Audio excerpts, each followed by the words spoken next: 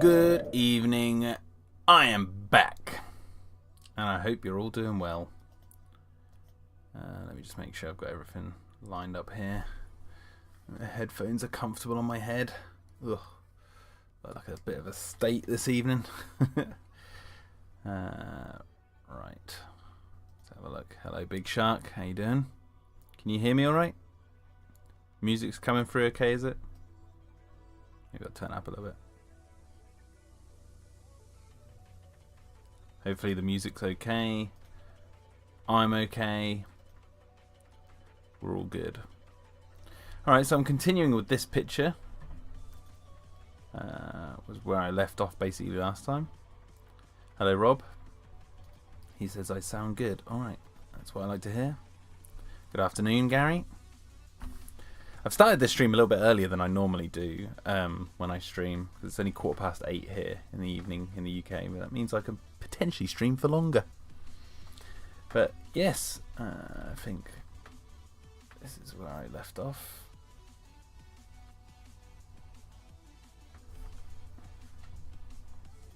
I just realised actually I want to raise that higher. Hello, Sawbot. Sawbot. Sawbottom.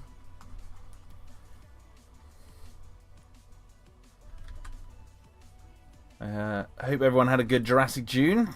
I know I did. I had a very good Jurassic June this year. It was a lot of fun making all those videos. And talking about some dumb dinosaur movies. Educated myself on some movies that I otherwise normally would have avoided. For the most part.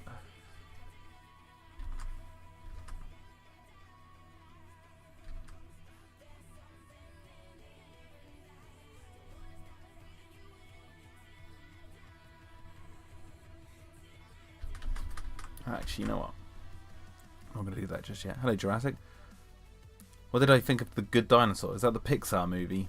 I thought it was bland. I thought the premise of the comet missing Earth and the dinosaurs like evolving, I was very excited by that prospect with at the time, you know, with Pixar heading it. I was imagining something like, you know, that film Zootopia, or I think it's called Zootropolis or something in America. The one with the bunny rabbit and the fox teaming up. I was imagining something like that, but with dinosaurs. So I was quite disappointed to get the kind of movies that we got. And I didn't like the design of the dinosaurs. I thought they were hideous. But anyway, that's another story for another day. Extensive video of why Jack thinks the Good Dinosaur designs are hideous. Sawbot said those films opened my eyes to the weird world of movie making. Oh yeah, there are so many movies out there. It's nuts. Even I was surprised by some of the things I was finding.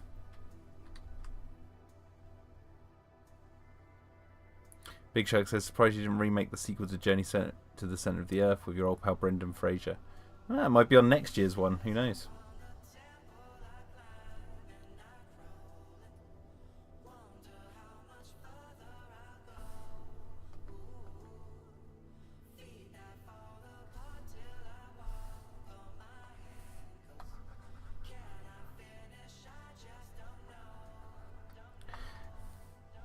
Yeah, very, very interesting month. Very good for the channel as well, I will say. Nice boost in views and subscribers. It was nice to get a nice chunk of a new audience. I mean, I got well over, what does it say in my analytics? Yeah, 35,957 views, which is not bad. Not bad. Approximately that many views over the last month. Gained 118 subscribers. And 673.8 more views than normal. Or in watch time. Oh no, so 673.8 hours, I guess, than normal. Bloomin' heck. So very good. A healthy little boost for the channel.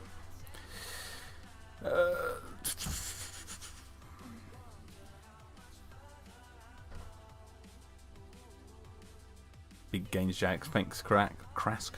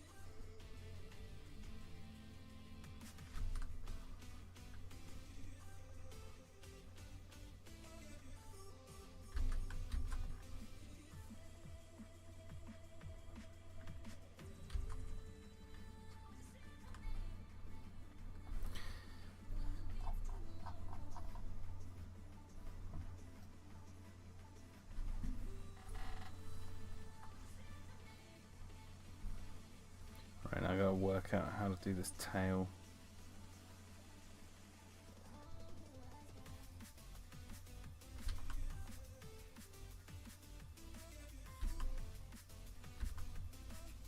What's funny is I finished doing all the Jurassic June videos around the 15th of June. I got them all finished. So halfway through June I had all the videos scheduled and done. And then I went off and enjoyed the month. I had some free time. It was just nice to get away from it all, you know, in terms of YouTube for a little bit. But I will say that watching all those crappy dinosaur movies really gave me a good healthy boost of inspiration to work on Dino Defenders, because I was like, you know what, I want to continue my story. And obviously I'm biased to this story and think it's, you know, a good story to tell. So it made me look at all these crappy dinosaur movies, and I was like, you know what, I can make something much more interesting, even if it's just a little animated YouTube series.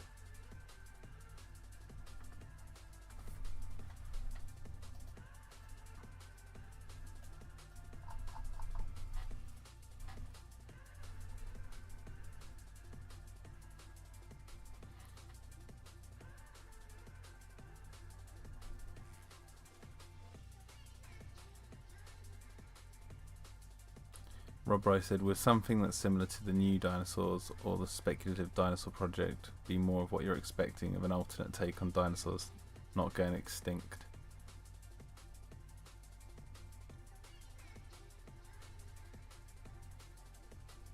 I would say that Dino Defenders is my take on it. Not to be too arrogant, cocky, but I'm literally working on a story that is exactly that. So there's my answer is you're watching it being made right now.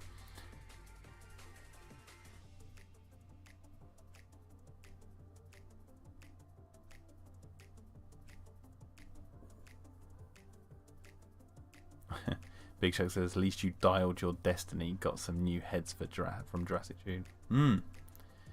Yes, I suppose we will be discussing Indiana Jones and the Dial of Destiny at some point this stream. I wasn't actually planning on going to see it, but then my mum was like, I'm taking your nephew to go see it, because she's been showing him. So here's a little history lesson on Jack's past, right? My mum is the one who got me into movies for the most part. She didn't really care about... Oh wait, hang on, what am I doing? I was about to draw on the wrong layer. She didn't really care about what I watched, you know, within reason. Like she didn't mind that I saw the Alien films, all that sort of stuff, RoboCop, Terminator. She didn't mind that I watched all those when I was a kid. And I'm seeing that history repeat itself with my nephew Charlie, who's now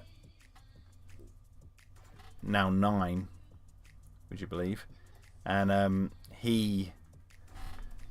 she was showing him all the Indiana Jones a few months back, and then he was excited to see the new one. So she was like, I'm going to take Charlie to go see the new Indiana Jones. Do you want to come? And obviously I could have been like, no, I'm not going to go see that Disney piece of shit movie. But I was actually thinking more, you know what, I want to spend time with my family. I want to go have a wholesome time with my family. So Mum bought the tickets. We went and go watched it. And yeah, that's how I got to see Dial of Destiny on the second or third day it'd been out. It hadn't been out long. It was before the weekend.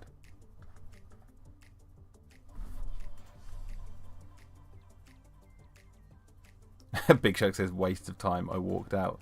Which point of the movie did you walk out of? That's what I want to know.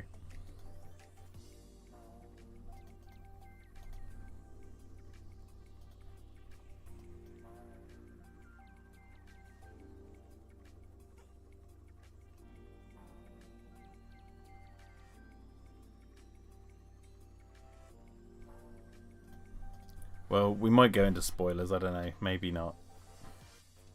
Just safe to say, I can sum it up. Like, I thought Indiana Jones and the Dial of Destiny was boring as hell, which is the worst kind of movie.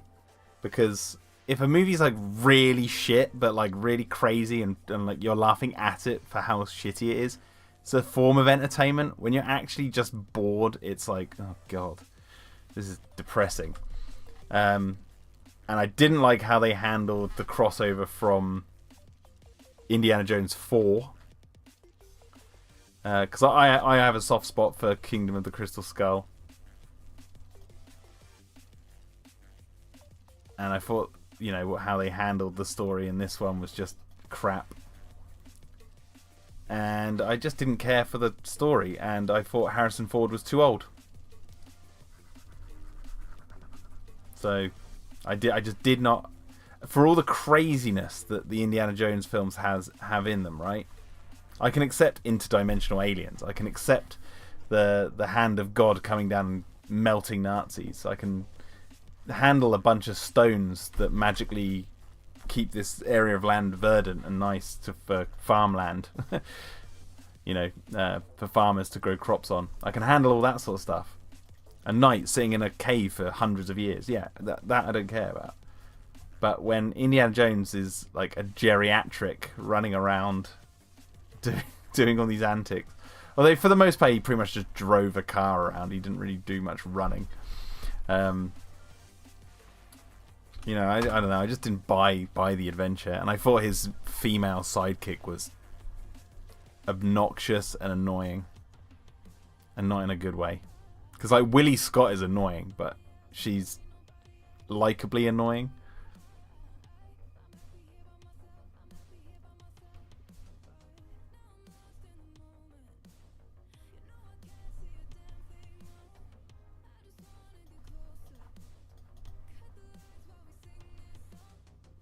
Hello, great man.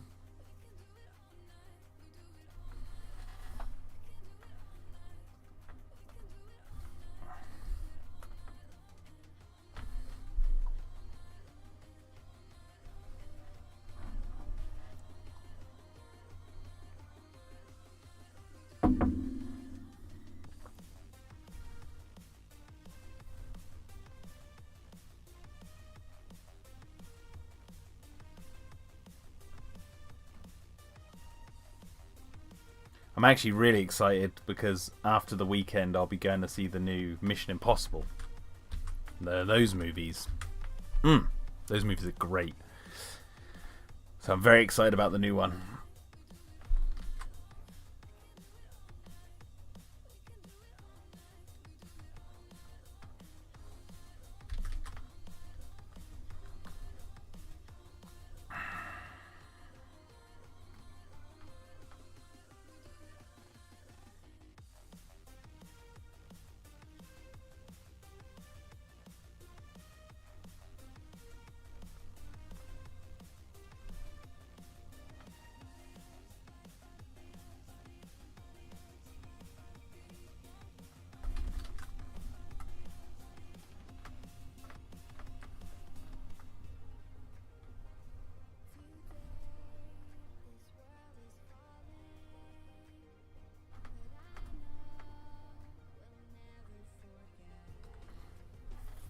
Krask says, without spoiling anything, him not wanting to leave that area and then having to be punched. Yeah, no, awful. So obviously we're going to be skirting around what that means, but Krask, you know what I mean when I say this, right? He got punched on the plane twice, right? By arguably stronger characters. Yeah? Not even arguably. Stronger characters. Wouldn't it have been funny if... Wouldn't it have been a funny gag if Indiana Jones was knocked out when they were in that specific place on the plane and just completely missed everything that happened? Anyway. Gary Pfeiffer, yes, I did see the new Transformers with the Beasts. Yeah. I had a free night.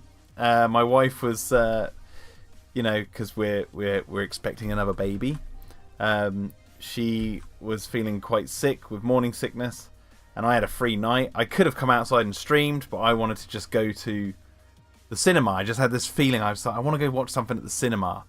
So I looked.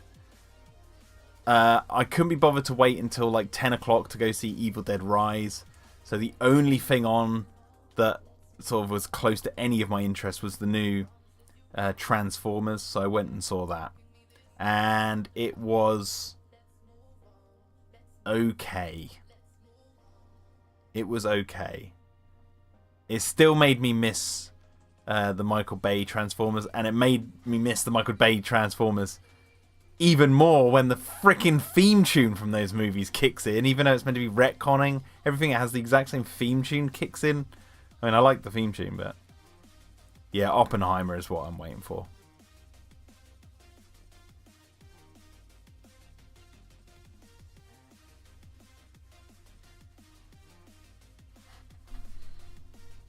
Nah, you should just leave Indiana Jones alone. He's done.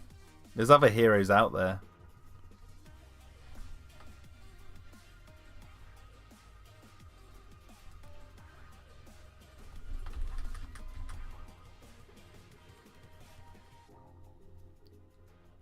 See, the thing was, with like Kingdom of the Crystal Skull, when they ended that movie with the wedding, so before Kingdom of the Crystal Skull came out, I was, one of those people, one of those Indiana Jones fans who was thinking, like, I like the idea of them riding off into the sunset.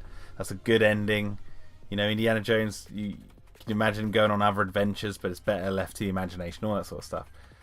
But actually, when I got to the end of Kingdom of the Crystal Skull, I was okay with him being married and settled, and he's, you think, they have that shot where Mutt picks up the hat and goes to put it on, but he takes it away. It's like, okay, they're sort of making a tongue-in-cheek sort of nod to like his son carrying on the adventures, but not really. It's just like a kind of like a wink and a nod to like, the bloodline continues in a way, the Indiana Jones bloodline. Which was kind of like a nice way of rounding off how Indiana Jones was with his father in the third one. But he's settled. He's married. He's got kids. Done, right? And that was before I had kids. But as a dad, I'm watching. I'm like, that's good. As a married dad, I'm like, yeah, that's a good ending. It's the ending I want.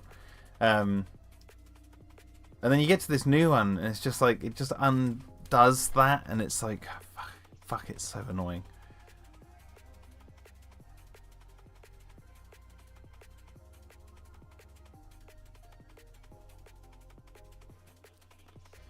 And the ending of this new one is just like horrible.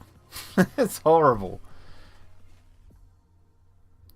Now, I watched the Red Letter Media review of the new Indiana Jones and Temple of Doom, and they brought up something which is so true, which is like one of those things that when they say it, you're like, oh yeah, I knew that, but it wasn't at the sort of forefront of my mind. It's like Indiana Jones obviously was based on those old serials, which they didn't have much characterization to the character that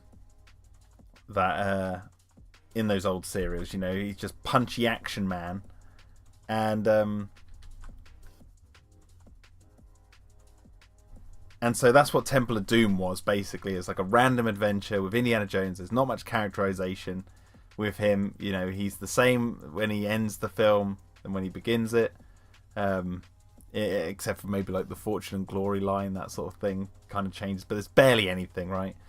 You don't know too much about his character. It's just a random adventure, nothing to do with Raiders of the Lost Ark, because it's set before it. And then you get to Indiana Jones and the Last Crusade, and they start to they can't just do another random adventure with him. I mean, they could have, to tie into those old the style of those old serials, which is what it was completely based on in the beginning.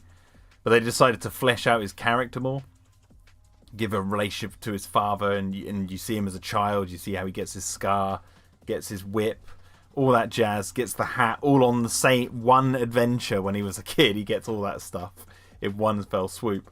Gets the look that he adorns from this other guy. But anyway, but that kind of broke from the mold of like the typical stereotypical action serial 1930s serial action man. It broke from that mold to become a character. Kingdom of the Crystal Skull doubles down on that with learning about his son. He gets back with Marion, he gets married. It's like he has a full-on character arc in a way, and then settles down. And then this new one triples down on him being a full-on character with all the stuff that happens with his family, and he's miserable and blah blah blah and all this sort of stuff. People who've seen the film will know what I mean. And you get to the end scene of that new movie, and it's like really all about him as a character, which there's not necessarily nothing wrong with that, but that's why the sort of Indiana Jones feeling has kind of been diluted to not really feel like Indiana Jones used to, because it's not really based on an old sort of serial anymore. It still has like the opening action sequence and all that sort of stuff, but even then, the opening action sequence in this new film is like a mini film in itself. It goes on way too long, and it's just like it's kind of lost its identity by that point. So, not by this point, sorry.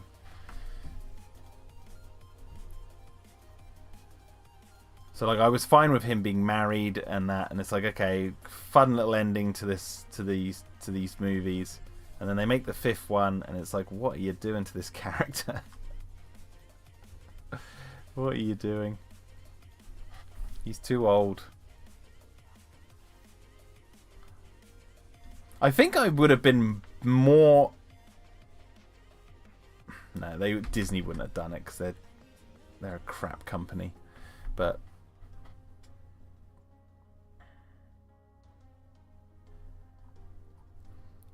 Part of me was about to say they should have recast Indiana Jones. Now, there'd be lots of like backlash, like no one can replace Harrison Ford. It's like, well,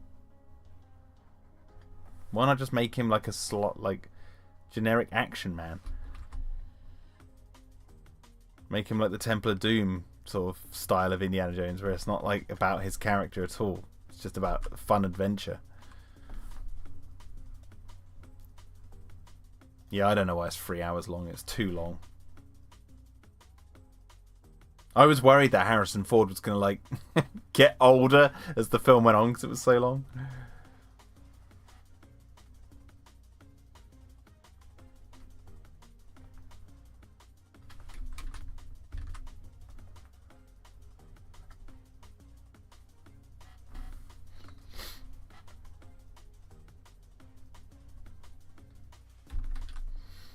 I will say this though, right? I will say this, and these are mild spoilers. Okay, let me give you the things I liked about Indiana Jones and the Dial of Destiny. Right, things I liked about it. I actually thought the de-aging was done really well, except for his voice. Sounded like an 80-year-old man trapped inside a young body. But visually, if you plugged your ears and just looked, yeah, the de-aging looked pretty damn good. I think there was some problems with lip syncing. Would have benefited for a shorter.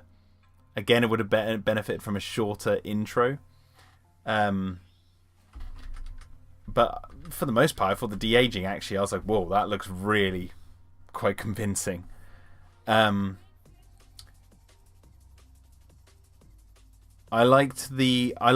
this is the problem, right? I like the idea of the dial. And I really liked I did like the ending. Not to go into the spoilers about it, but I did like the big climactic ending because it was so over the top and ridiculous. I was like, okay, you've woke me up, movie, from my slumber. You've got me a little bit here. It was too ridiculous not to like it in my books. So I liked that. I liked the scene where they had to dive underwater to go find something, and Indy has to deal with the eels. I've been one of these people like anticipating a sort of nautical themed Indiana Jones movie. Consider one about Atlantis or one about the Bermuda Triangle, all that sort of stuff. It would have been nice to have actually a whole movie that's kind of more nautical themed. Have a giant squid in there, like the game that I played on here, live streamed. Have some sort of like crazy monster, and have it more water based, like sort of, I don't know, Atlantis would have been a good one. Some sort of, the base in Deep Blue Sea, kind of like imagine like an Aztec temple version of that, like a kind of out in the middle of the ocean, mysterious place that Indiana Jones has to go like infiltrate to find this artifact or something, and then most of the film is set in sort of like a water-based area. That was what I was kind of longing for with an Indiana Jones story, to give it a bit more of a different flair. Then this movie had like maybe a couple of scenes that sort of hinted towards that. One scene where they go down to this shipwreck to find that I was like watching. I was like, this is tapping into exactly what I want to see from Indiana Jones movie. I liked that.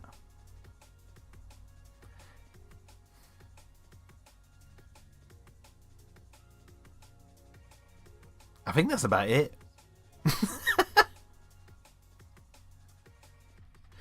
I think that's about it.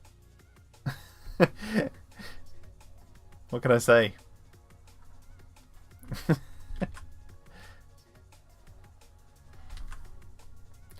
Okay, here's a good simple example of why I was really disappointed with the new Indiana Jones.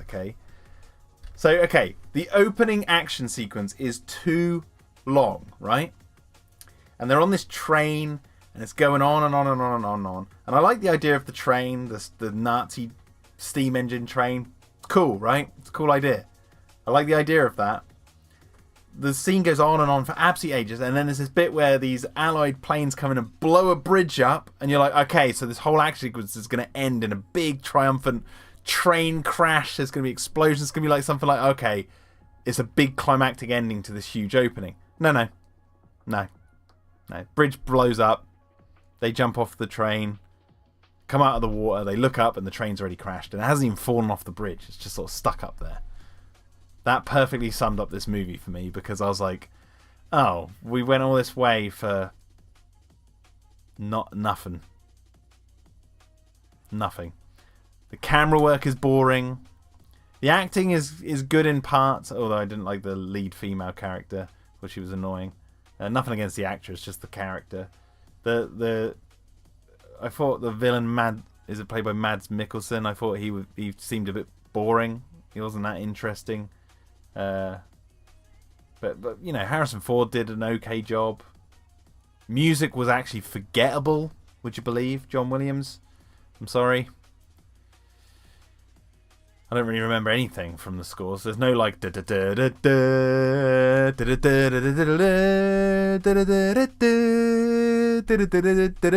haven't watched Temple of Doom or listened to the soundtrack in years. Yeah, I can remember the theme tune when he starts freeing the slaves. Oh, ba ba bum bum bum bum bum bum bum bum. The Nazi theme tune from Last Crusade. Again, really memorable, catchy tunes. What's the one from Kingdom of the Crystal Skull? Because this is going to be if I can prove my worth here. Oh god, how does it go? No, that's Last Crusade. How does it go? Oh, I can't remember it. I'm trying to remember the jungle chase music.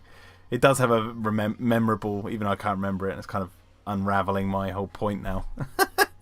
Yeah, the monkey vine scene. Crash, you're right. That is the one I'm trying to remember. I've got this music playing in my ear, but that's distracting me. How does it go? Let me get this music. Let me get this music out of my head. Let me focus. Here we go. I can pull it out of my memory banks, and I can prove that it's memorable. It goes. Right. Give me 2 seconds.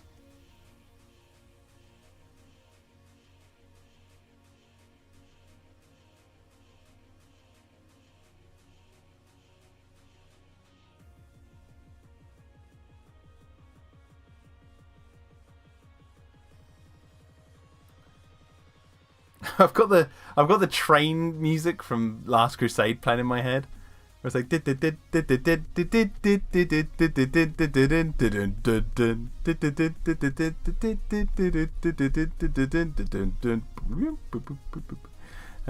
oh, how does it go?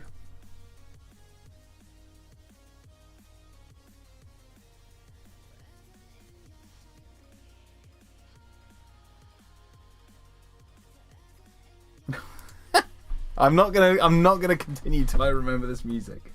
How does it go? But my point is, the Dial of Destiny songs, I don't remember anything.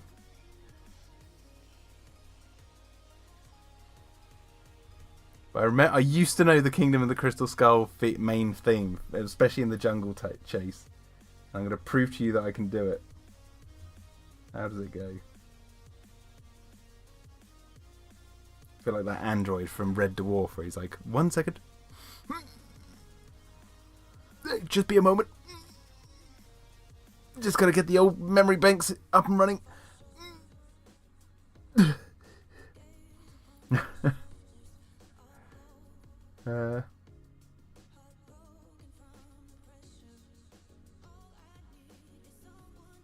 I can remember the Russian theme. It goes dun dun dun dun dun dun dun dun dun dun. Oh, I'm getting all the John Williams music mixed up in my head. Don't burst the dial. Yeah, I won't. What's my thoughts on the name Marvel Cinematic Universe? That's my thoughts.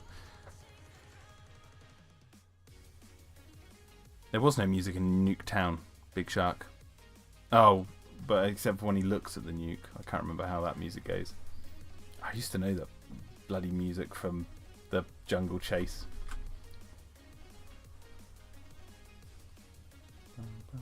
I've just got in my head ba ba ba ba ba ba ba ba ba ba ba ba ba, but that's Temple of Doom.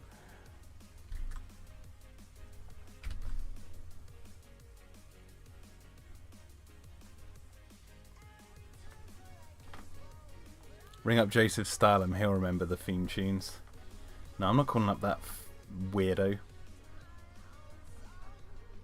There's a lot of people talk about that guy in our hometown. A lot of funny stories around him. A lot of people go into his budgie shop and we never see him again.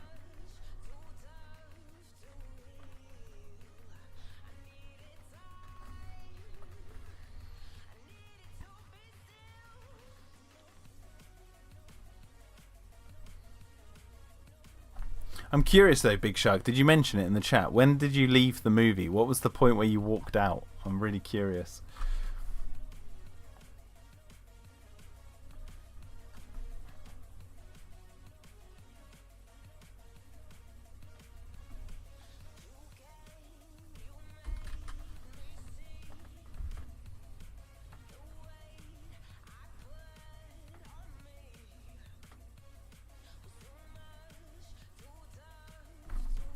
Anyway, this is taking me way too long. I've drawn barely anything on this stream.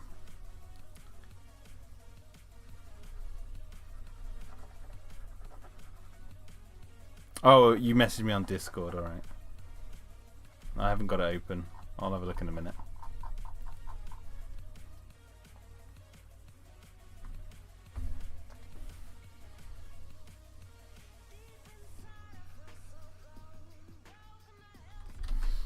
know what, actually, I'm going to do this on another layer.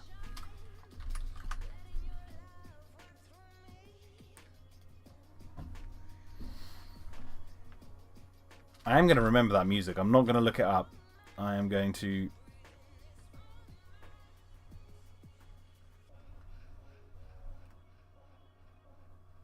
remember it.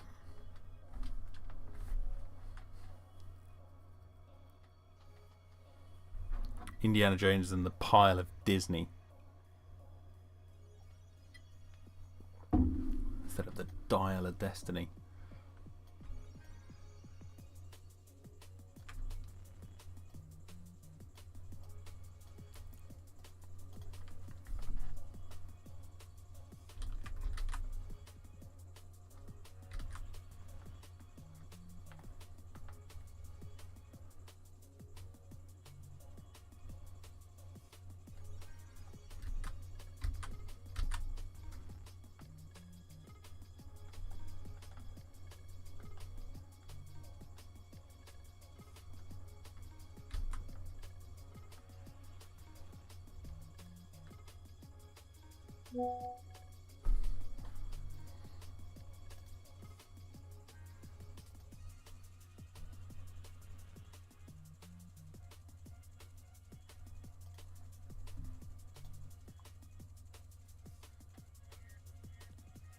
What's the first movie you ever made? Asked Great Man.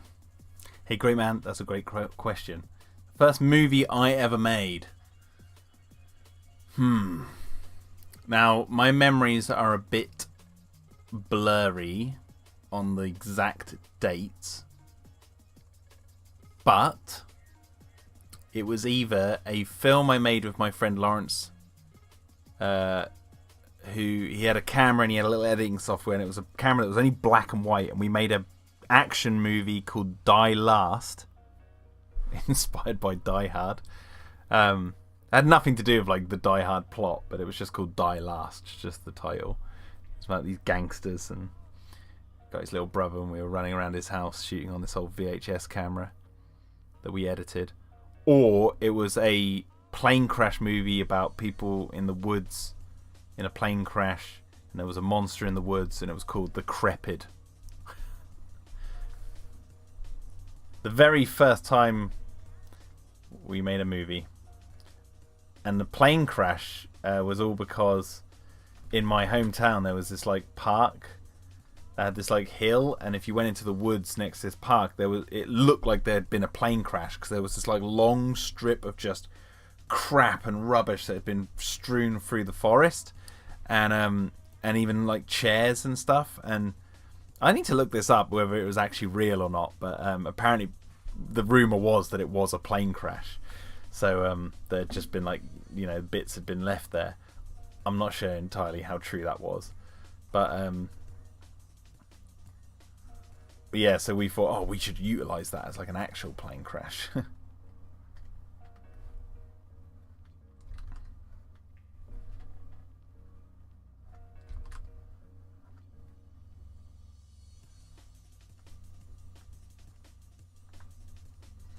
But I remember it might have been Die Last, actually, because I'm remembering the blood packs that we had for the Crepid were like ones you could buy, and you put them in your mouth, you bite on them, and then all the blood comes out. And I'm thinking, and I remember that. I think maybe we'd honed our movie making talents a bit when we were making Die Last, and then we were like, oh, we should get our friends involved to make an actual movie, and that I maybe Die Last was first, and then Crepid came afterwards.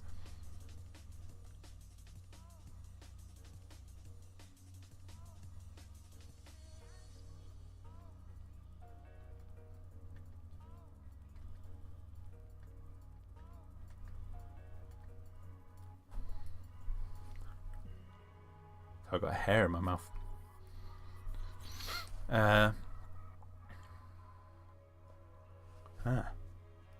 Sorry. Where'd you come from? Great Man says, what was the most likely year when it came out? Oh God.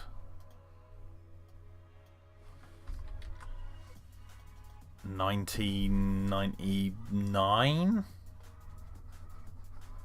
Around then, maybe?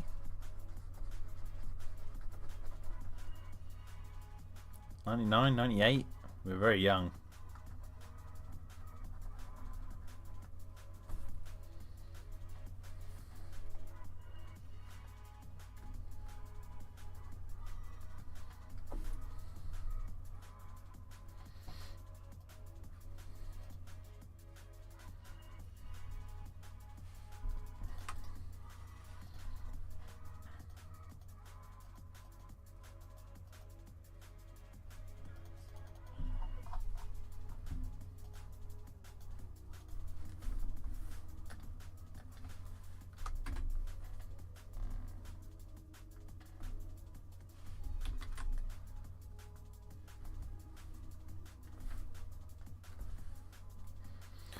What was your thoughts on the How to Train Your Dragon live-action remake announcement? Says Jurassic Horrot. I don't care. Sounds crap. There you go. That's my official opinion. I think the How to Train Your Dragon trilogy is good, great movies. Live-action remake of them sounds like rubbish.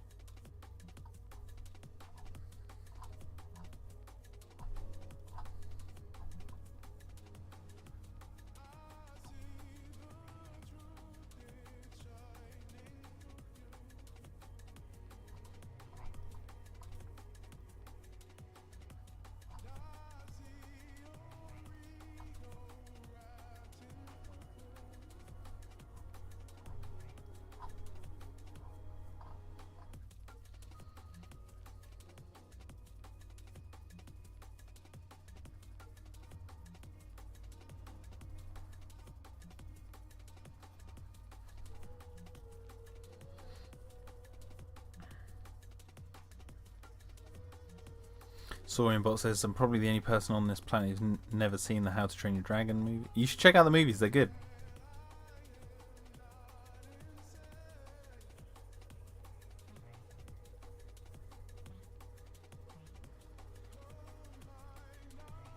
Yeah, Krask. Remakes will be remade and then remade and then remade and then remade. A robber, a snake eating its own tail. Well, I mean, that's what they do. That's what movies do. You think Spielberg's The Lost World is the first Lost World remake? Amber Production says, when I heard the title of Indy 5, I thought it was a joke. I pictured Indy falling over and he can't get up to reach the phone to dial 911.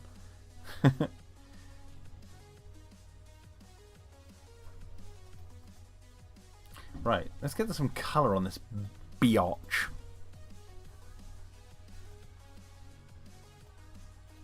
Start with these little guys.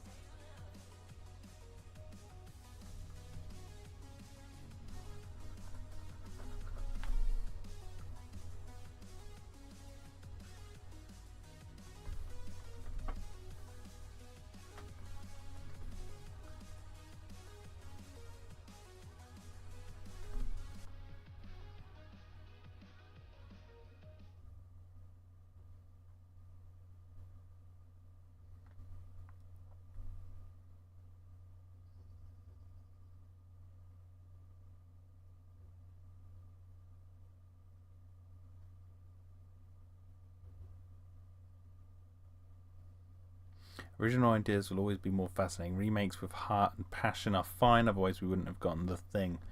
Yeah, I think there's a lot of remakes out there that are actually really good.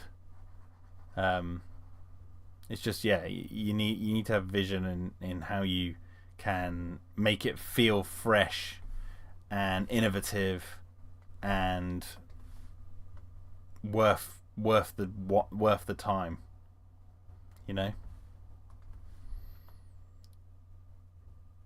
Like, you watch The Thing from Another World and then you watch John Carpenter's The Thing. There's a big difference between those two films, even though they're the same subject matter, than, let's say, the live action Lion King to the animated Lion King. You know? You know what's funny though? Even though people tend to absolutely rip it to shreds, and I say that, no one really talks about this film anymore, but back in the day they used to. This remake was the remake of Psycho.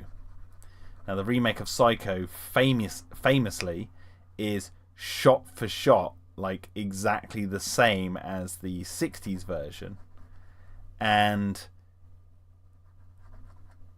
it changes nothing. It's just in colour with modern actors, and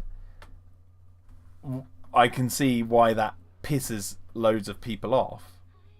But I think what the director, because who directed that again? I need to look that up. It was someone really famous.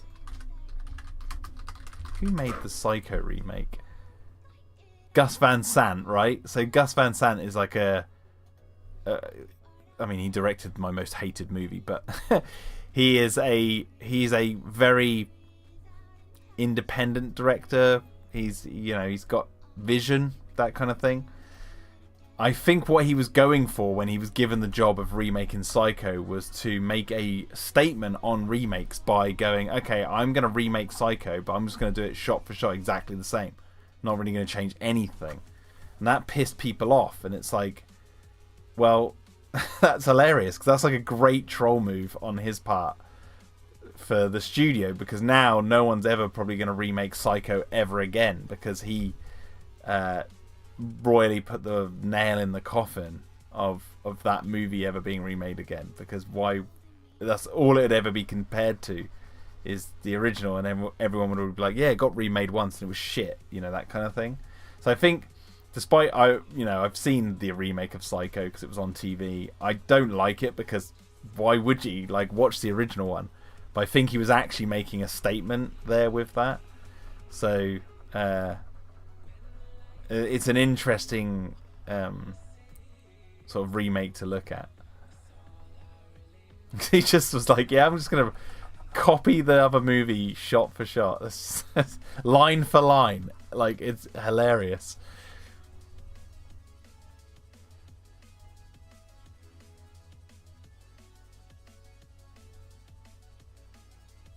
Greyman says, I went through your videos and see what films you've uploaded to YouTube. The only ones I saw was Snake from 2002. That was just a tiny short film. The Curse of the Mummy Baby, classic. And The Soul Collector. Yeah. I have got tons of movies that I made with my friends. Loads. There's actually a great wealth of them online still, just not on YouTube. On my old Vimeo account. And I don't really promote them because they're, I don't know, maybe I should. But you just look up my name on Vimeo, you'll find them. Some really dumb ones on there.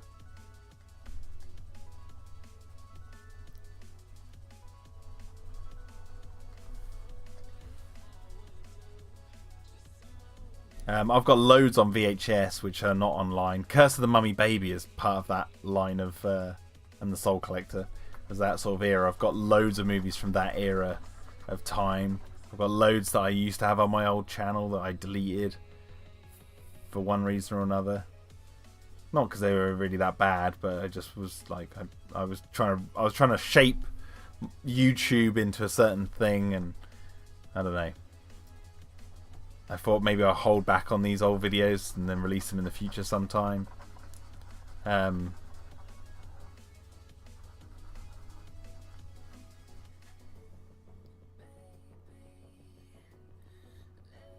yeah, there's all sorts.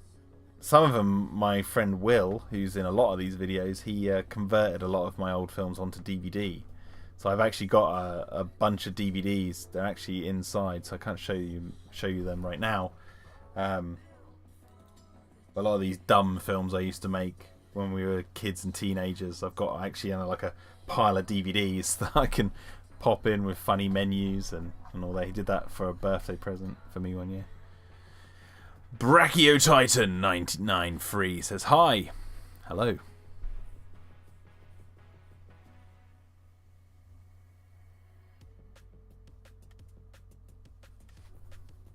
You should just release a collection, like an hour's worth of them. Oh, speaking of which, actually, a collection. I am thinking of sticking all the Jurassic June 30 Dumb Dinosaur movies together into one big video and then uploading that. I don't know if I'll do that next year, like in the build-up to next year's Jurassic June, or if I should just do it this year, but maybe I'll do it next year. I thought it'd be kind of cool to have that compilation in one video.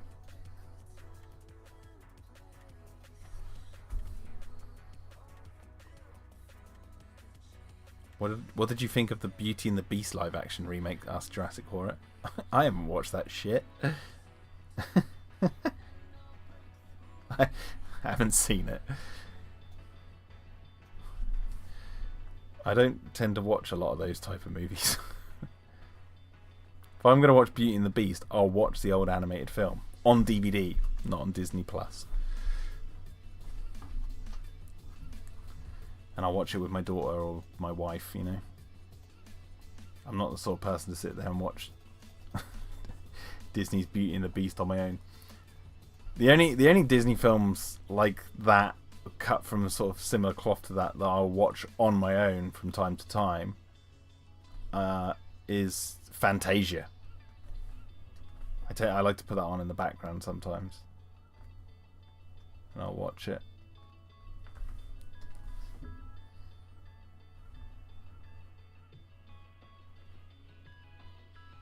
Or Meet the Robinsons.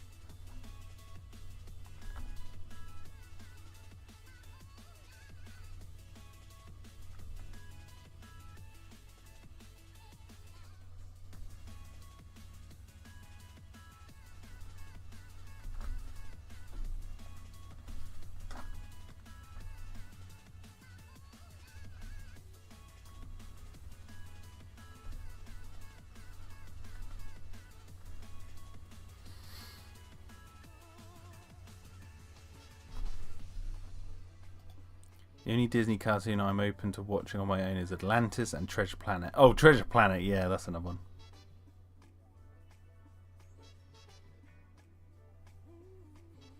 But not like all the time, yeah.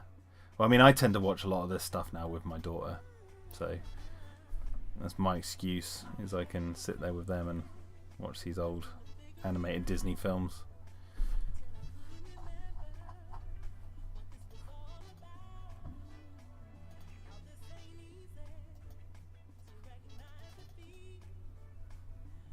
I need to rewatch Black Hole. I haven't watched it in ages. Speaking of movies, look what I found the other day when I went to this shop. I found a 2-disc DVD, and I've seen the first one. I've not seen the second. Alligator and Alligator 2, The Mutation. Look at that. Saw that. I was like, I'm definitely picking this up. I've got that lined up. And a movie that I've been obsessed with over the last few weeks. And I can't stop watching it. Deep Rising. And it makes me sad that Treat Williams passed away while I'm obsessed with this movie. I was like, I can't believe that. And what was really like sort of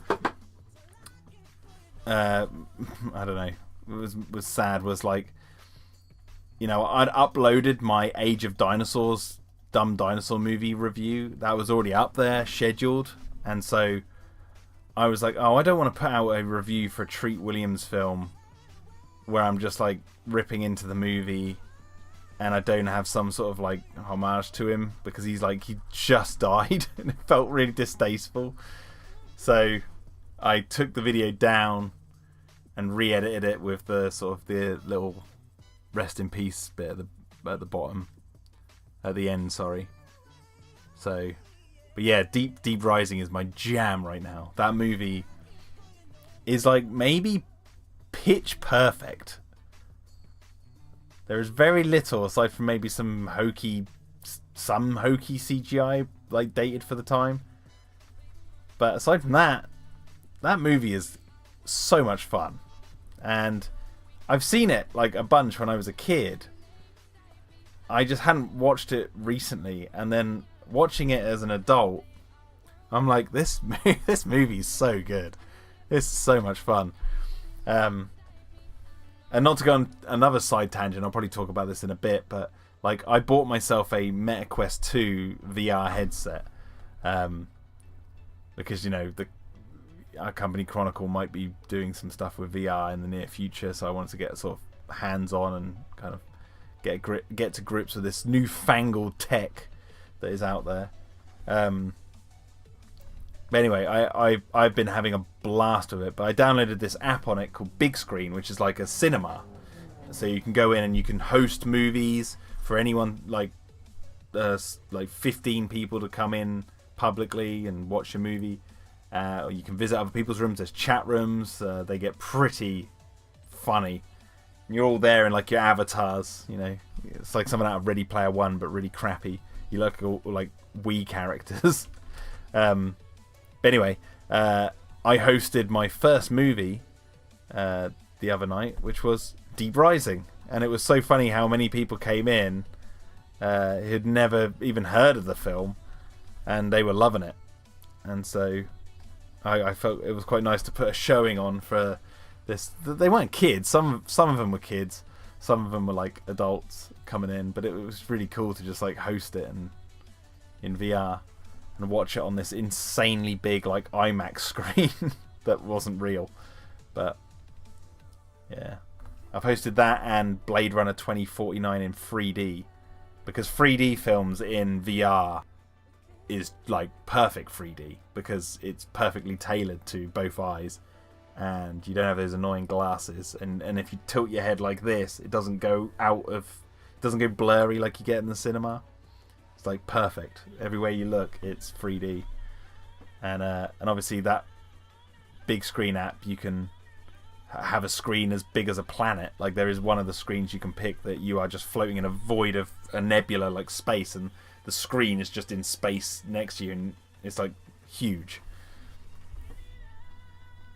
There's all sorts of different screens on there, like one in like private cinema room. There's like a retro cinema room where people like to play like really obscure movies. I was watching one, I can't remember the name of it now. It was like a kung fu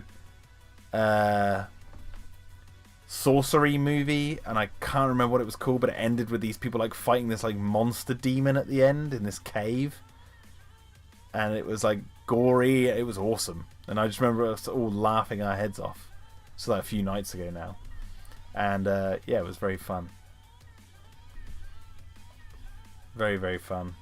I've been a bit skeptical, I will admit, and I still am to a certain extent, about the effect virtual reality and augmented reality is going to have on the future. Mainly because I'm cynical, and I believe that a lot of people will forget the real world. Like, they will just tap out of real world experiences completely and live in the metaverse. But I would be completely lying if I said that it wasn't so much fun to experience. You know, I'm playing this like online game. It's called Population 1. It's like a game that is all like, it's you download it, but it's like free to play on the MetaQuest. And it's kind of like Fortnite, but in VR. I don't play Fortnite. My nephew's obsessed with it, but I've never really played it.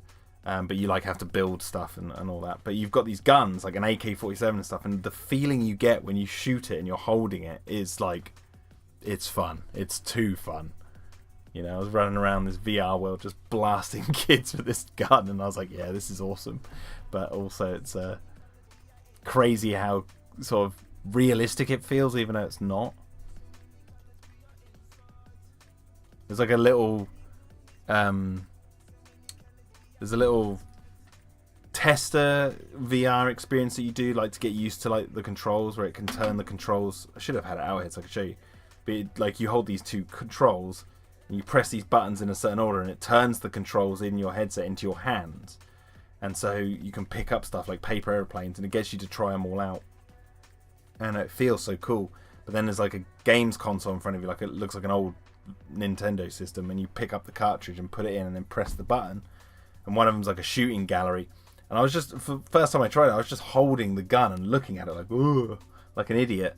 But the gun itself, it looked so real when I was holding it, like in front of my face. I was like, I can't believe the texture, even though it's just pixels, the texture of it. It looks like real plastic, and like I'm holding this laser gun that looks like it's been made out of plastic, but it shoots. And I don't know, I feel like an old man experiencing like something for the first time. Even though I've played VR before in the past, I've just never owned one and really spent time in it. Yeah, Big Shark says you're Ready Player One-ing it. Yeah, it feels like that. Like, I've got my computer. I was doing Photoshop, as some of you may have seen in my Discord. I was doing some Photoshopping in it. Like, I was doing some yesterday, briefly making this picture for Chronicle, and I was sat inside this space station orbiting Earth. Like, literally sat in this like observatory, like I'm a captain of a Starship Enterprise or something. And I could see the void of space outside. The planet Earth was floating around me, and I had all these screens in front of me, and that's calibrated to my normal hand, so I don't even need the controllers, because this thing's got cameras on the outside. So like, I would hold up my palm, and in the VR world, I'm seeing my hand come up. Not my real hand, but like a virtual version. And in the palm of my hand, a menu comes up. And if I press it with my hand, if I just press my palm like this, a menu comes up around my hand, and I can literally just press it in the world. And like, I can even go on to like, I could technically, oh God, could I? I don't know how to set it up. Oh no, actually no, I could set it up.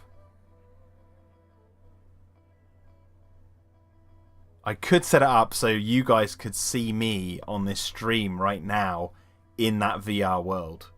Because you can select off the palm menu a webcam, and this little camera floats in front of you inside the world, and I can actually pinch it with my fingers and move it, and it would move. It's a fake camera inside the digital world, and I can move it round, and you'd be able to see me.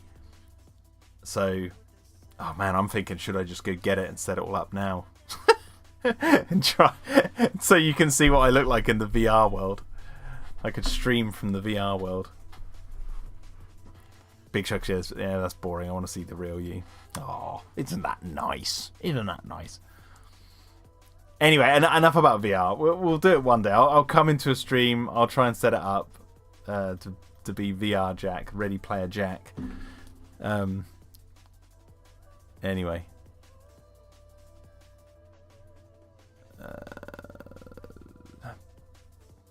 Crash says Steven Summers is a solid director. Kind of wish he got back into making movies like Deep Rising and Jungle Book. You know what I said to Clayton? I've never seen the Jungle Book. His Jungle Book movie. I've never seen it, but Clayton's video made me want to look at it. Speaking of Clayton, actually, someone mentioned his name earlier. Where is it? Sammy T said, "Why do you think Clayton hasn't reviewed Jurassic World Camp Cretaceous season 5 yet?" Because he doesn't like it, and he doesn't like Camp Cretaceous. It's shit. Camp Cretaceous is shit. Have you not worked that out yet? Anyway, Sammy T also asked, what are your thoughts on the Skull Island anime series that just came out? I've seen episode 1, and I really enjoyed it. I said on Twitter that, you know, the series might go downhill later, but as far as I can tell, it fully understands the world that the story's set in. So it feels like it is the Monsterverse. You know, it has some darkness to it. I'm not talking about like overly gory or anything like that, but there's like a moment in episode 1 where a person dies and you see blood and you're like, okay, well, you see that kind of thing in the movies, and it's framed how you see it in the movies. So like it feels like that the world, the way the characters talk and everything match what you see in the Monsterverse movies. So it's doing everything that Camp Cretaceous got wrong, as far as I can tell from episode 1 of this animated series. It seems to be doing it right.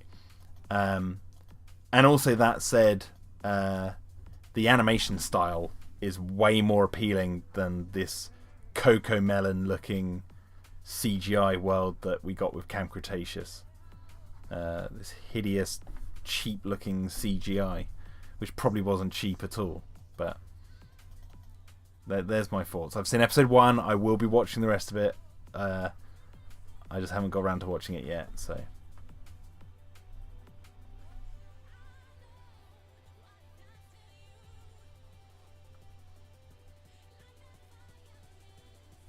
What are my thoughts on the Nostalgia Critic? I have no thoughts on him. I don't really like his videos. I find his character really annoying. I find his voice grating. Like, no, Doug Walker, that's his name, right? I don't know the guy personally, so I have nothing to say about the guy personally. His character is annoying as hell, so I don't watch his videos. Yeah, I know he's doing like a bit and he's a character, but I don't know. I watched a review of his, and I don't know who it was, another guy reviewing the Jurassic movies, and they were saying all these things that I was like, yeah, I wish I was in the room to sort of debunk some of this stuff, but that was some years back, so I don't really care about him anymore.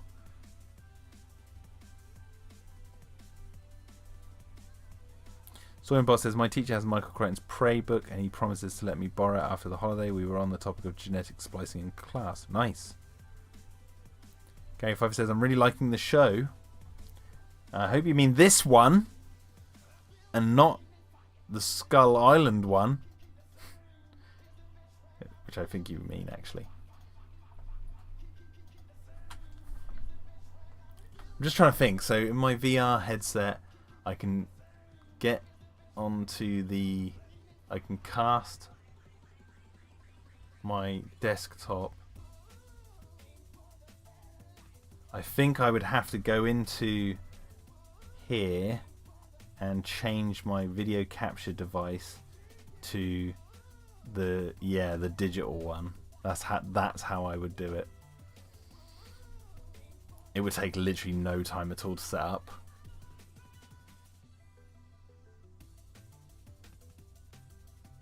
I kind of want to try it.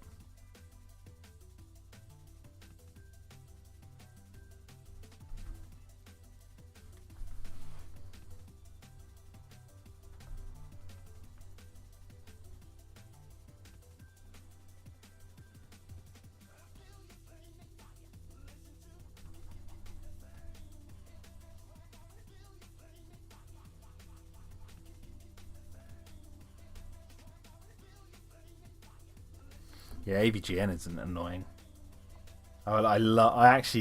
He still gets me to actually laugh out loud, and as a British person, that's quite hard to do when I'm watching videos. But James Rolfe actually got me to laugh out loud with his latest, like for real, not just me saying "lol." Like genuinely, I laughed out loud during his latest Indiana Jones review.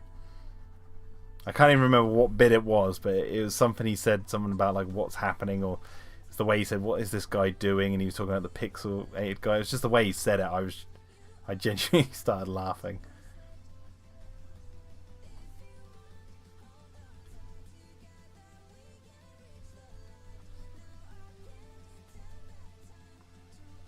I'll say this though about James Rolfe though. I do miss James and Mike Mondays. Those videos were my favourite things that they did, because it felt like watching like Wayne's World or something, like for real. and the stuff they would talk about would always make me laugh. And I loved how frustrated they got at some games. Because Mike is the real angry video game nerd. Like, he is the actual legitimate angry video game nerd. I love watching his streams. They're perfect background noise. I saw a video recently of his girlfriend Erin. It was like streaming, and it was like a compilation of Mike screaming in the background. You could hear him through the walls being like, "Whoa! Whoa!" And it's just like brilliant.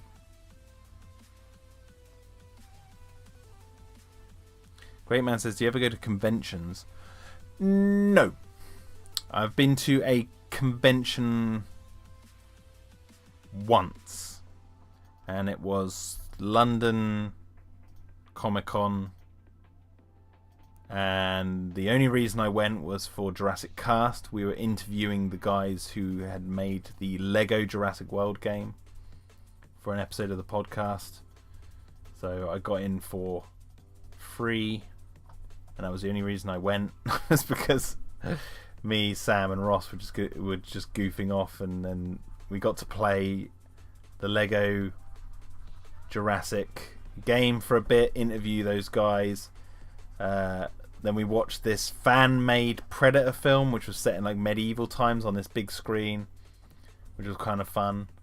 And then we looked around the stalls, and what else did we do? Oh, I got a taster playing that really promising but ultimately disappointing, because I never got to actually own it or play it, and I heard it was pretty shit. That Godzilla game that came out, where it was like it was kind of emulating like Godzilla Unleashed or Godzilla Save the Earth or whatever, where it's like a fighting game. It was promising to be like the best one they'd ever done, but it turned out to be really lackluster and no one ever cares about it. Got to taste of that, and then that was it. I went home.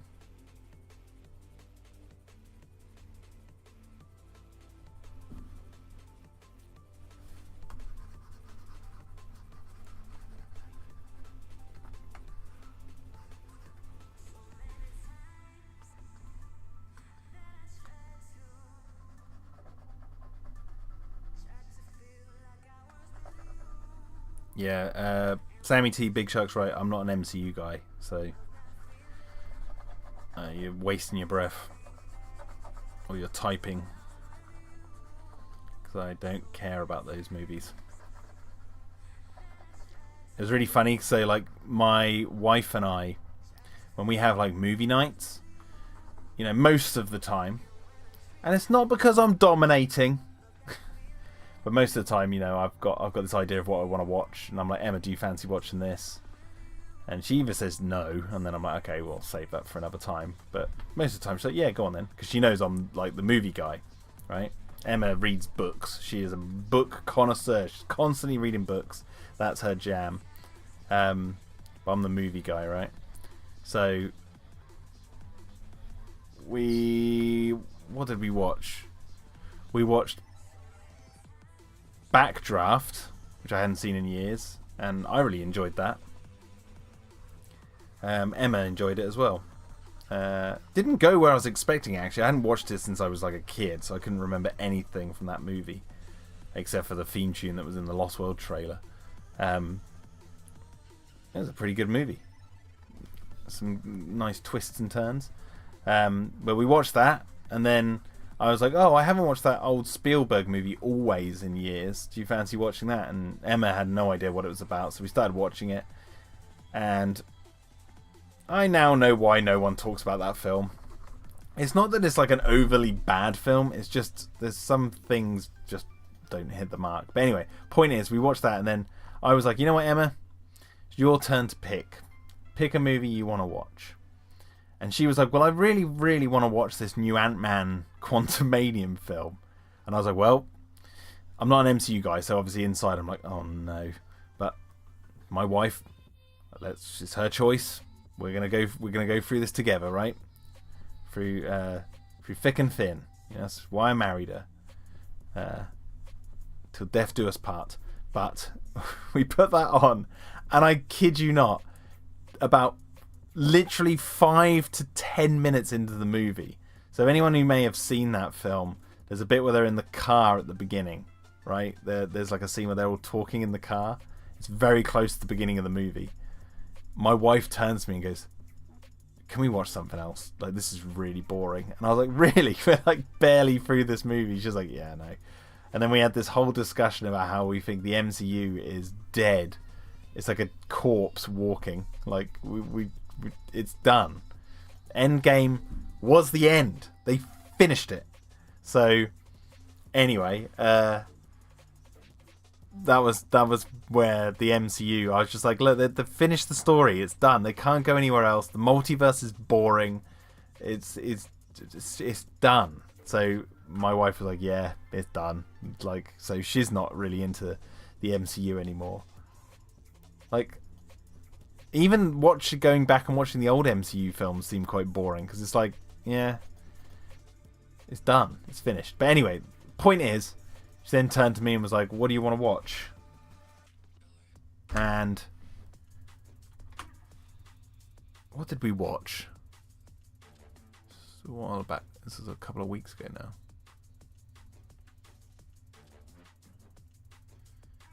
Oh, yeah, I can't remember now.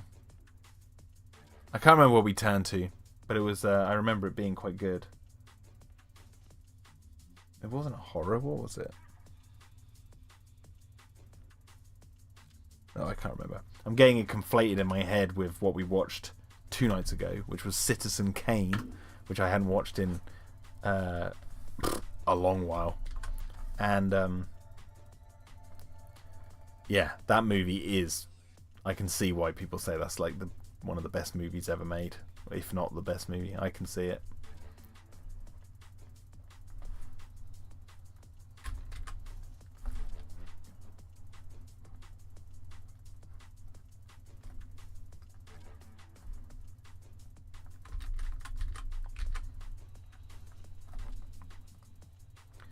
Yeah, very, very, very good film. Well, I will watch anything, but we'll,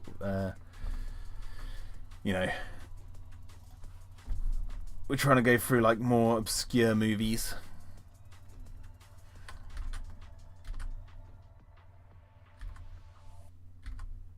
I say obscure, like maybe even like forgotten ones, because like how many people nowadays online do you know who are talking about like Backdraft? It's like no one's talking about Backdraft.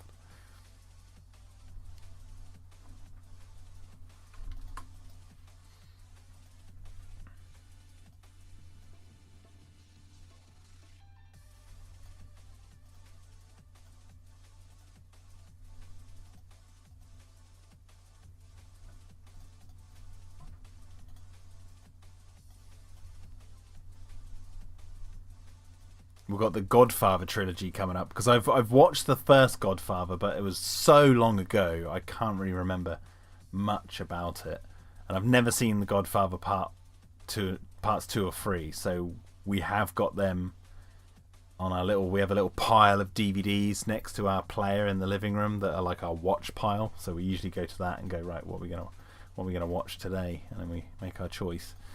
If it's not watching bloody Ant-Man on streaming. But yeah. Oh, that was it. We watched The Fabelmans, and we bloody enjoyed that film. That was a very good film. Spielberg does it again, and we were comparing that to like Always. So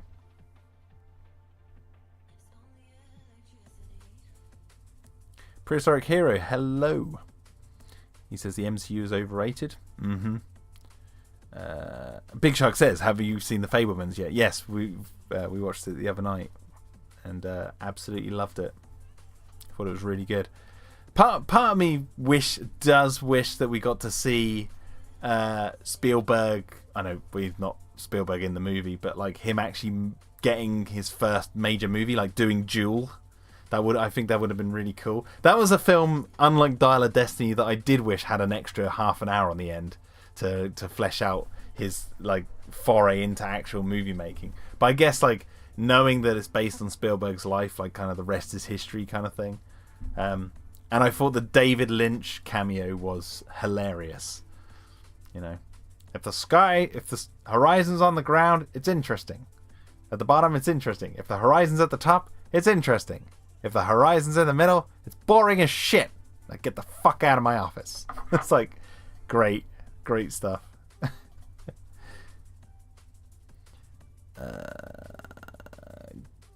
Gustav Meyer asks, what do you think about a Jurassic Park prequel or Jurassic World prequel? I think it'd be interesting to see the frozen velociraptor in the cooling chamber. Yeah, I'd be up for seeing like a 4.5 hour long movie about or mini series, should I say, of the forensic team like taking that raptor from the freezer out and then sort of doing an autopsy on it. Seeing every scalpel slice, every skin flap being open, every pen stroke on the clipboard as they take down notes, every breath on the mask, you know. That's what I want to see. What are those smaller animals attacking the Megaraptor? These are Drepanosaurus. And they were in episode 4, which you should know because you should have watched it.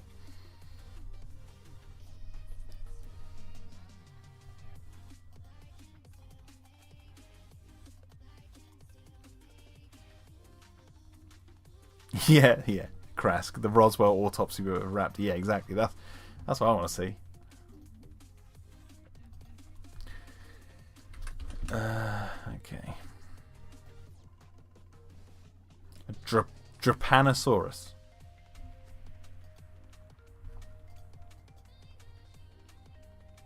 Here you go, that prehistoric hero. I'll help you out here. Ready?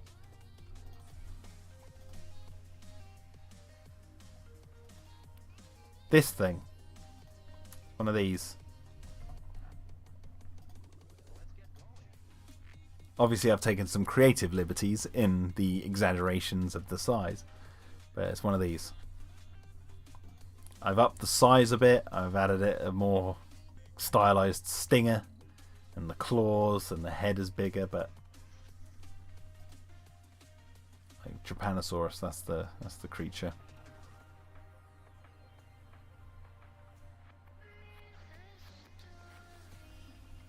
Yes, Big Shark, you did predict it. There's quite a few of these type of dinosaurs from back in the day. I don't even know if they're dinosaurs, you know. They could be some sort of weird thing. But from the Upper Triassic.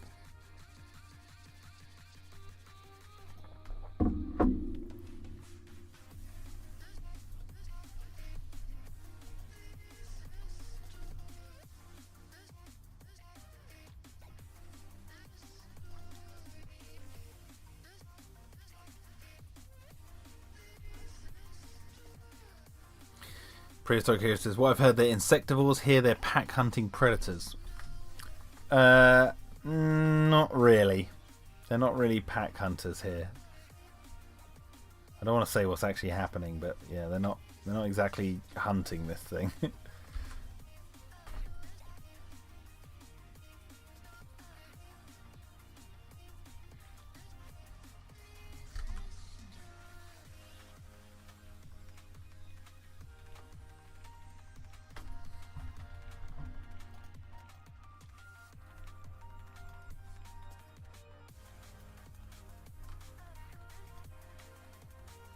They're attacking. Hunting, like pack hunting, implies that they're actively... No, I'm not going to say. I don't want to spoil it. You have to wait until 2030 to get your answers.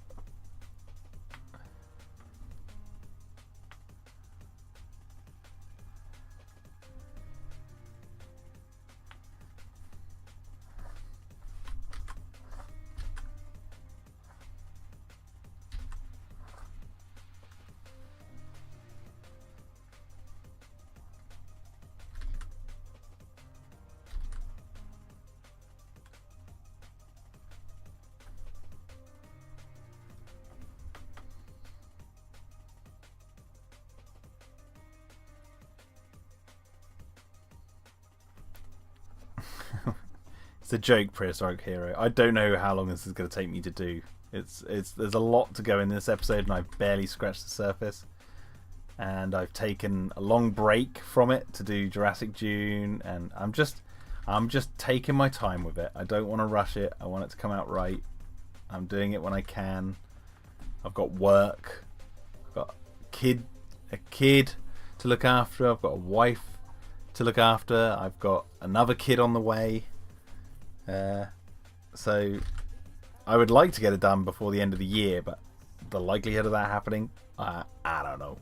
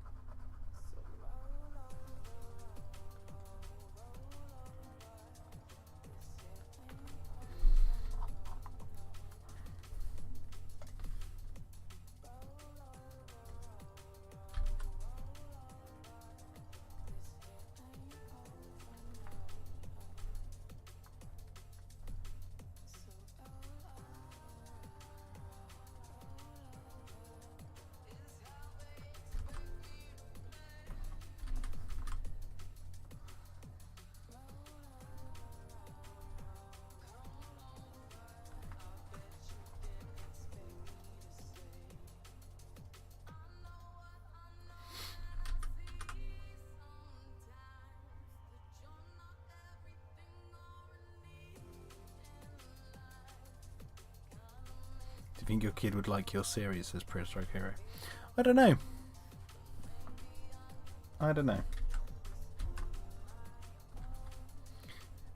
She won't be seeing it for a long while. I can tell you that.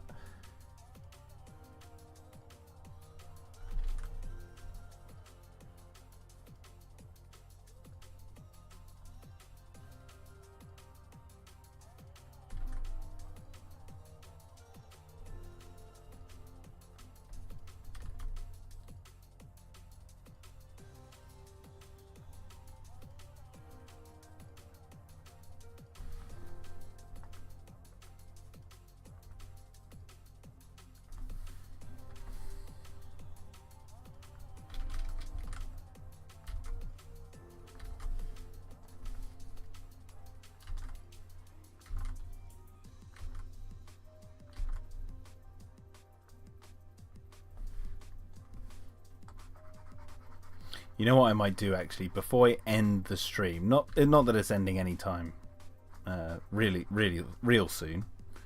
But when I come to end the stream, I will get my VR headset and I will try, because I don't want to break the stream. But if it breaks right near the end, it won't matter.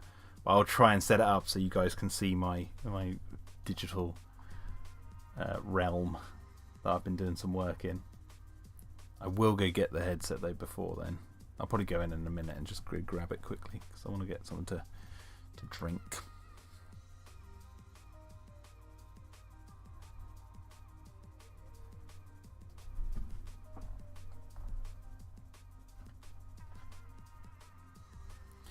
Great Man says Peter Jackson should come back to directing. Yeah. Speaking of Peter Jackson, actually, a film I've got lined up that I want to watch on my list of obscure movies no one talks about anymore that I saw once when I was little or younger and I want to revisit and one of them is a Peter Jackson movie called Heavenly Creatures, which I believe, and I could be wrong here, is based on a true story about these two young schoolgirls who sort of fell in love and then they wanted to run away, so they ended up devising a plan to murder, or if it happened by accident or something, but like they murdered one of their mothers so they could like run away to this like fictional world.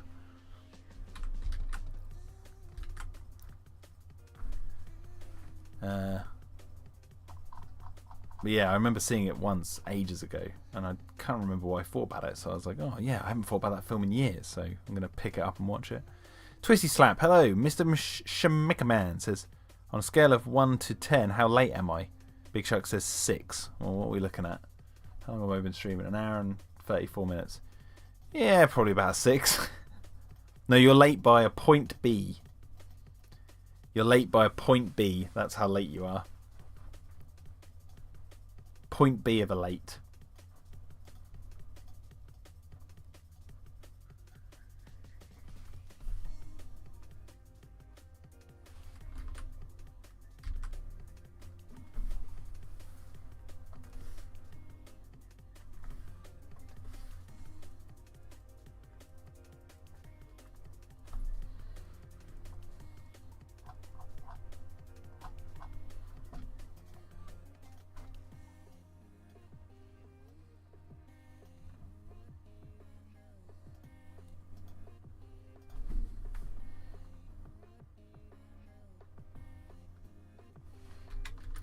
Go the other way, Jack. What are you doing?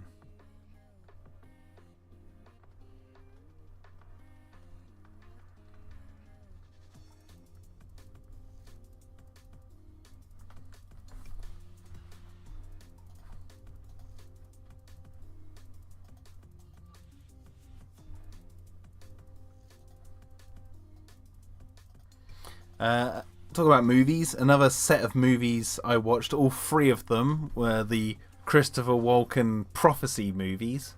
I found all those on a box set, which I've got rid of already because those films were so boring. They had some interesting moments, but I picked them up because they were really cheap in Computer Exchange in the UK. I found them for like, what was it, like £3 or £4 for 3 movies. And they had an interesting premise, you know, War of the Angels and all that sort of stuff. But I was like, they're not as interesting as I was hoping, you know, and I can kind of see why the person who'd got rid of them previously had got rid of them, so.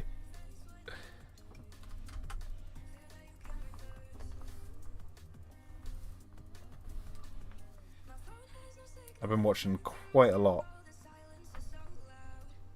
I bought Avatar The Way of Water today on 4K. I'm excited to watch that, especially all the extras. That's one of those movies that, like, I wasn't overly sold on the first time I saw it, but then the second time I saw it, I was like, oh, okay, I get it. I like it.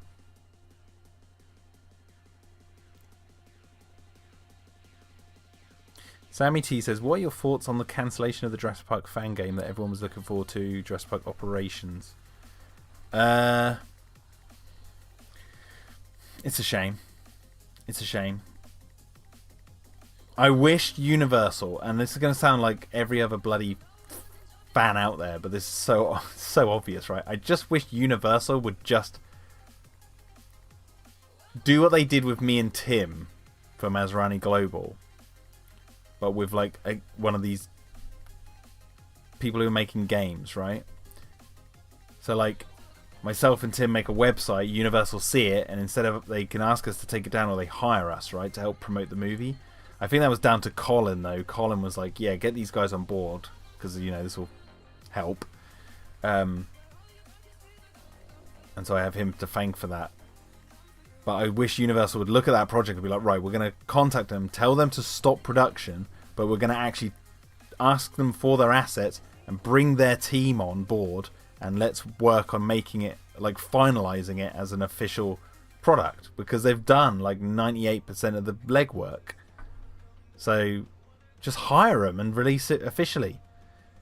Now, I also do understand why Universal doesn't necessarily make those decisions, because as soon as you...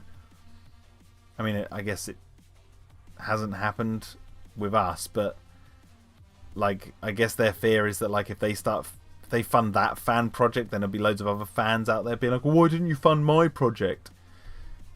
And Universal doesn't want to turn around and say the truth, which is most other fan projects just suck. You know, you got to show that you can do something that's like got something to it that's innovative and special. The only thing about, like, when me and Tim were hired was that we were the only ones doing it, so like they had no other choice in the matter. And like I said, I think Colin had a big hand in in getting us on board. I bet if Colin wasn't the director, I don't know if we'd have got the job at all. It'd just been, Patel Corp would have just been another project that fans did, that all the other fans looked at and went, huh, that's kind of cute and neat, and that was it. It wouldn't have expanded into, well, what it became. I just wish Universal did that more and just had the balls to be like, yeah, this project looks fucking awesome. Let's hire them. Just do it. I mean, it would be props to the studio, if anything.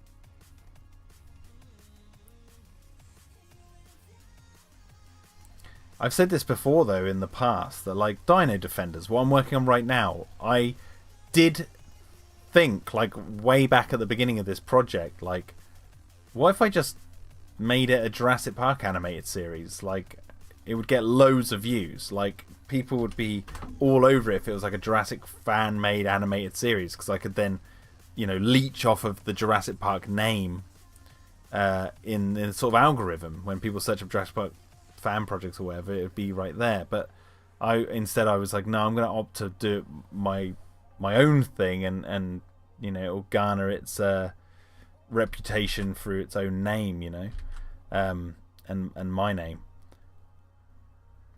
And so this Jurassic Park Operations is now going down that route. They have to rebrand everything to their own sort of IP. And I wish them all the best. I hope that like it becomes a great success and sort of Universal regrets their decision in a way. But part of me is like, you guys have all the talent to make this game that looks insane. Like, you should have been doing that from the beginning in a way, because you're making your own game to release that's not Jurassic Park related, because you have all the talent and you wouldn't have all this. But then again, maybe they wouldn't have got the recognition. Maybe they wouldn't have got as many heads turning to look their direction had they not called it a Jurassic Park fan game. So, who knows?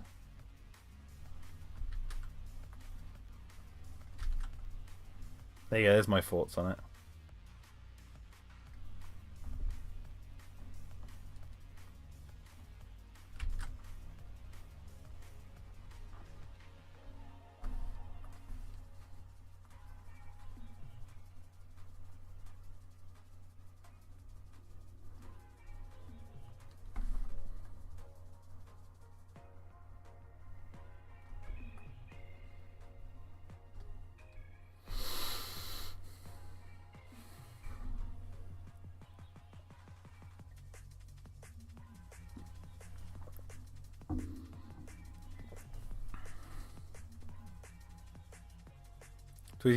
Twisty Slap asks, who would win, Prime Mike Tyson or a jacked up chimpanzee?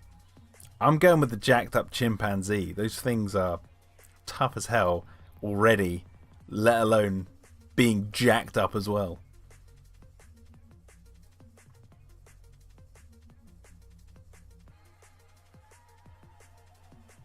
I'll see you later, Gary. Thank you for coming by.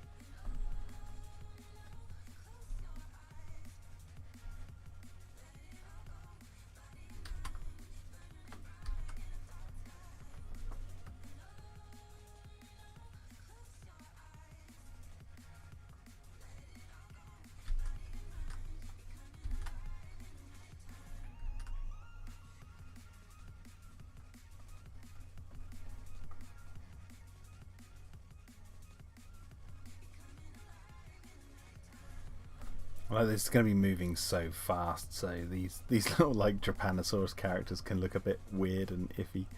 They're going to be pretty much blurred in the vision anyway.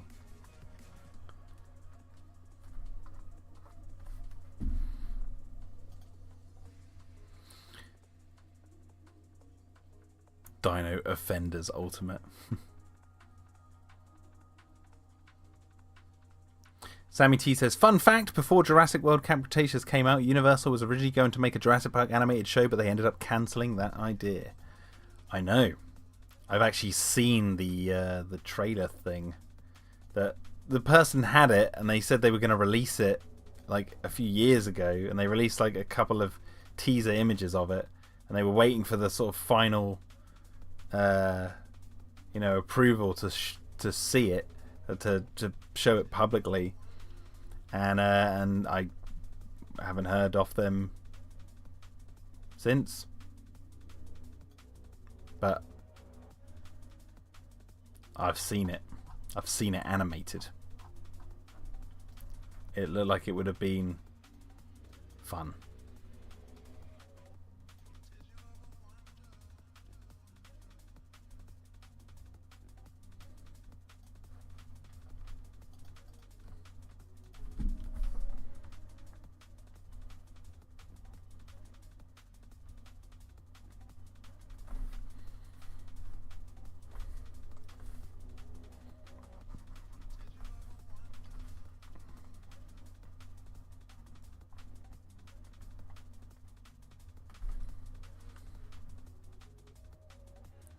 Hello, Neil Finart. Welcome.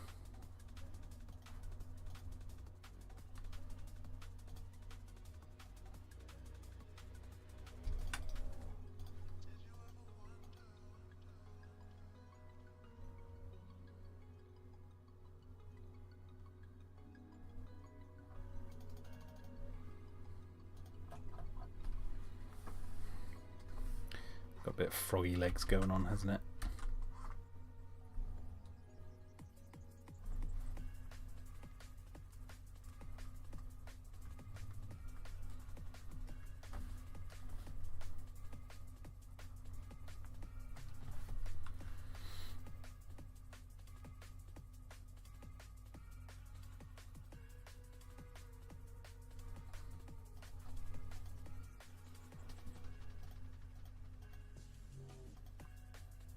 Legendary says Universal never really tried to promote their best-selling franchise, but rather kept it on the shelves for a few years while somehow focusing on their Fast and Furious movies.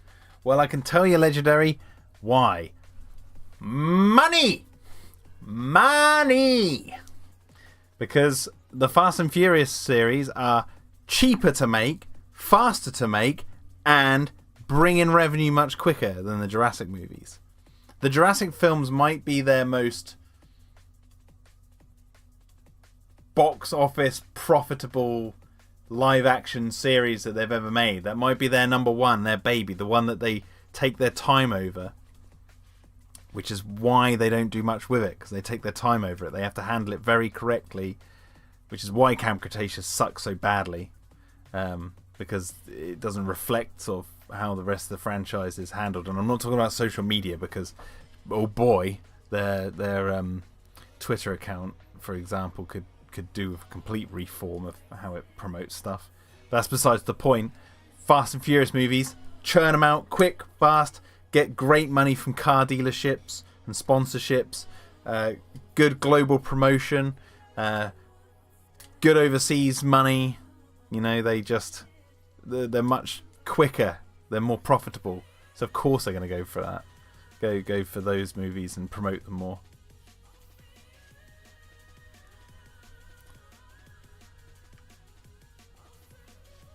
And they're getting more and more crazy with the plot, so they don't have to worry about working out if it's... So like the Fast and Furious series are like if they went with the John Sayles Jurassic Park 4 script and then evolved Jurassic Park into like, you know, whatever happens. Yeah, we don't care. It's just like, you know, you get the raptors diving out of planes with parachutes with machine guns attached to them, shooting things. Never happened in Jurassic the way you expect. You know, it has to be slowly cultivated, and ideas have to be introduced that need to be filtered and reformed and changed so you can get the same sort of premise across, but ground it into a more Jurassic feeling story, like they've done with the raptor training over the course of the 3 movies. You know, yada yada yada. You know what I mean.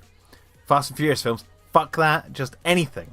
Vin Diesel jumping between 2 Dubai skyscrapers in a car, go for it. Submarine car chase, go for it. You know, using a grappling hook to swing a car around a mountainside, go for it. Why not? Zombie AI driven cars, why not? They just go for it, and it's like they don't have to worry about them too much. They just go, go, go. They're Fast and Furious with the Fast and Furious films. So, Prehistoric Hero asks, what did you think of Yasmina X Sammy in season 5? Didn't care for it because I don't care for those characters.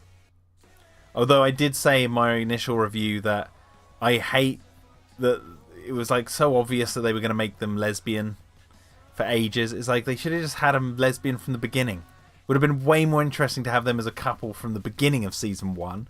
So then you're like, oh, there's actually like these characters that have an invested interest in each other right off the bat. You know, they don't know each other. And then have to slowly learn. It'd been more interesting to just be like, look, let's not beat around the bush here. These 2 are gay. They're on this adventure, and obviously we're worried for their safety. They should have just not messed around and just done it right out the gate instead of building up to it like, ooh, they kissed, they're lesbians. Ooh, it's like, fucking just make them lesbians from the beginning. Stop pissing around. There's my thoughts on it. Anyway, I'm just gonna run back in. And get my VR headset. I'll be back in a minute. I'm not going to end the stream anytime soon. I want to do a bit more painting. I want to colour this in, for example. But I will be back in a minute, so enjoy this music.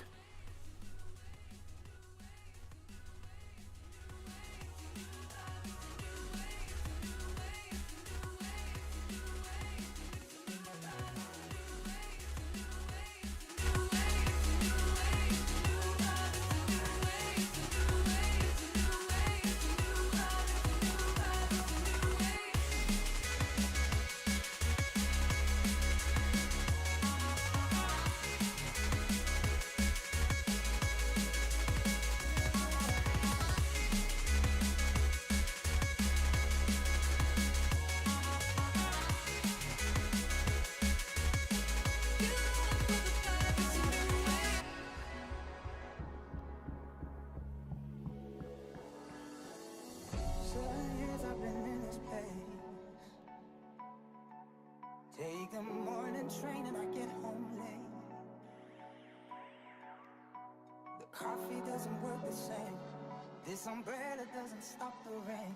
And I'm freezing, but I'm thinking of you. I'll be dancing.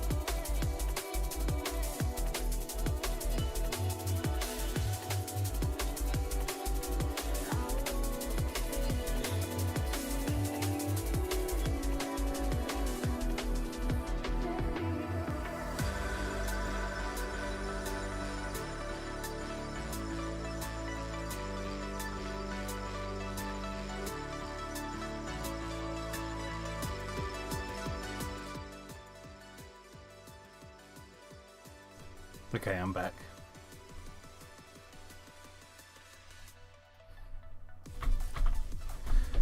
Okay, sorry about that.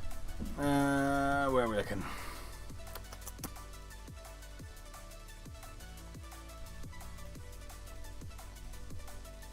I might need to turn that down a little bit more, maybe in my ears. I don't know how loud the music is for you guys. Is it too loud? Maybe put it like that. Is that okay? Are the levels okay? Are we all coming in okay? Can you read me over? Boop boop. Can you hear me, everyone?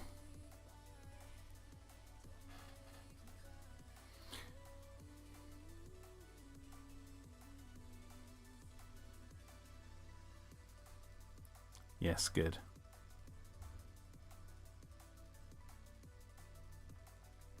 Legendary 573 says, I'm guessing Yaz and Sammy were just pandering to the LGBT community rather than the fans, but I think Kenji in Brooklyn was incredibly weird and felt like pandering to the wrong type of fans. It's all just cringe. It's all just a bunch of cringe. It's like it felt like pandering because it was like the, ooh, look, they're gonna do it. But it's like it should have just been like, fuck it, just have them be gay from the beginning. Like if you're gonna do it, do it. Don't be a bitch about it. That was my take on it.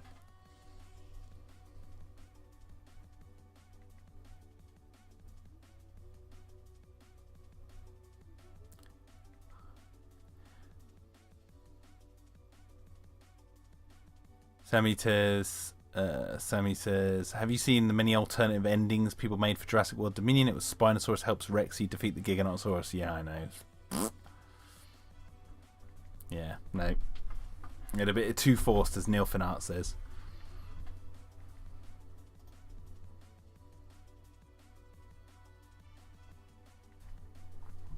Anyway, I got my gizmo. Where's my gizmo?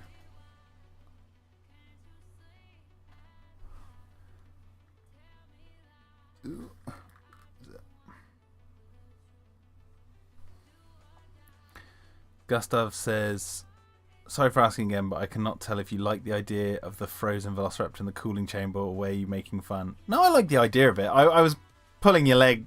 Oh, wait. What am I doing? Oh, no, wait. I just realised that my live stream hasn't caught up yet.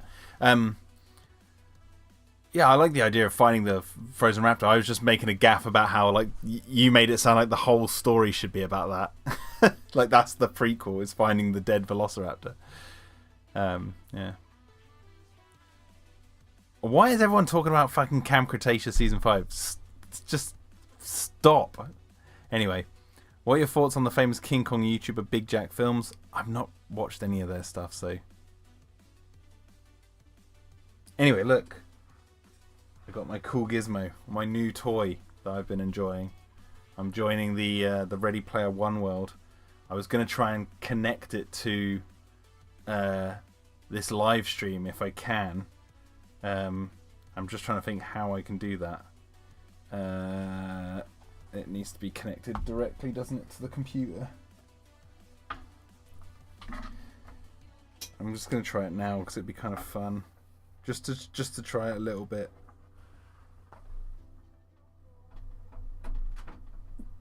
But we'll see. We'll see if this works. I'm hoping like the mics don't mess up. If this is how the stream ends, I'm sorry, everyone. But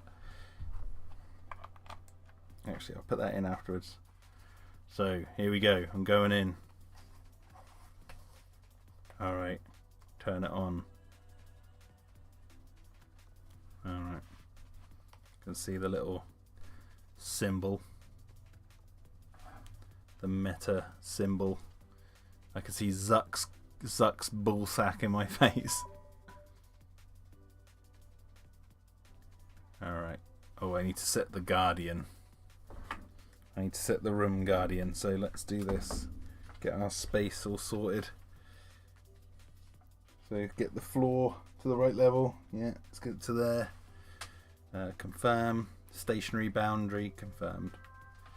Right, you guys can't see this, but I'm in the VR world now, so I'm just going to try and sort this out, and then hopefully you guys can... Oh, actually, let me quit that. I need to sort something out on it, actually.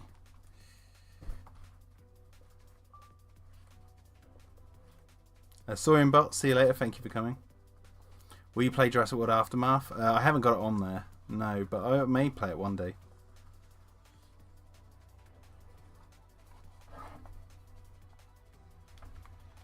Right. I should have really connected it to my PC first. What's cool is I can use my hands for this, so deny that. Let's bring up the menu. I guess it's just that.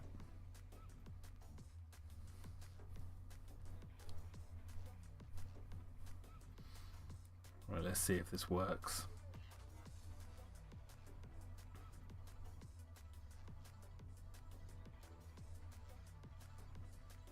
Come on.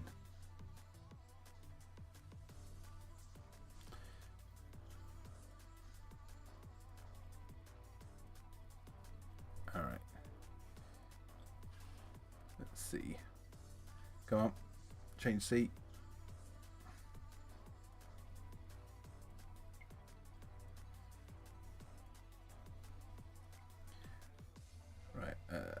This one, yep. Can I recenter? How do I do that?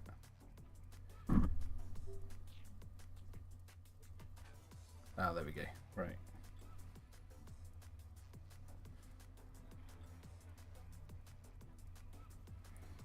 Alright, let's try and connect. Come on.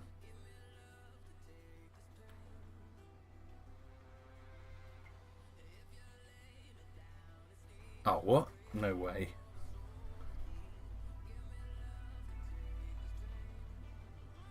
Is it because of this?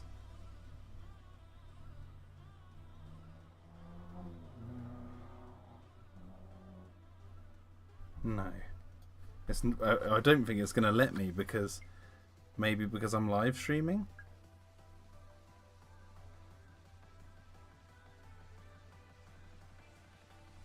Ensure the agent is running. Confirm your devices are on the same network. Eh? Is it just not gonna... Oh, wait. I need to turn it on here, don't I? Silly buggers.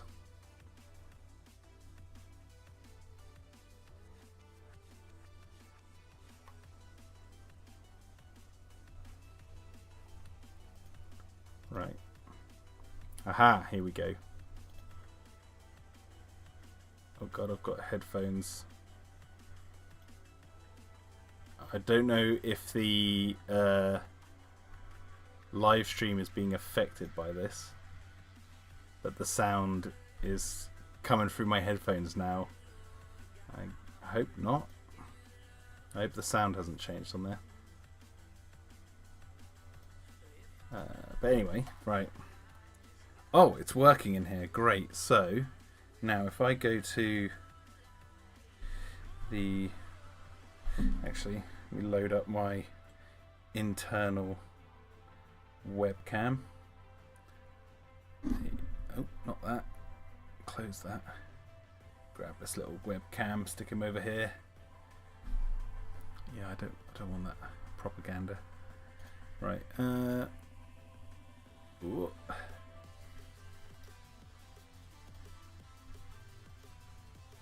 Oh my god, I think I can. Yes!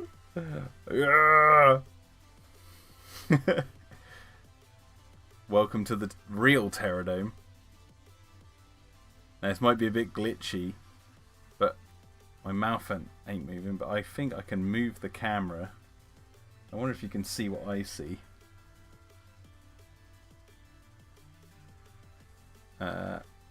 Let me see if I can move it behind me. Can I do that? Let's have a look. So I'm going to try and... I'm now watching the stream. You can't see it, but space is out here. Now, you know what, actually? Let me just do this.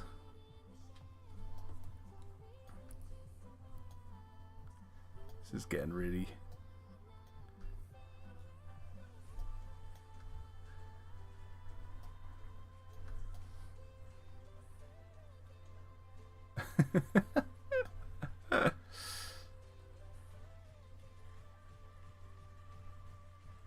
Actually, let me put that here. There you go. So you can see that I'm actually in the real Pterodome right now. This is the real Pterodome right here. If I can bring that camera around even more, so you can actually see what I see outside of space. But yeah, I mean, it's crazy. And bring the camera way around here. I'm going to try and put it... I'm going to have to remember that I'm actually in my office, so I'm not going to knock something over. But trying to show you what I see out the window. It's planet. I'm on this, like, spaceship. And yeah. So now, if I can get the camera and bring it over, I could, technically... if I just make this smaller,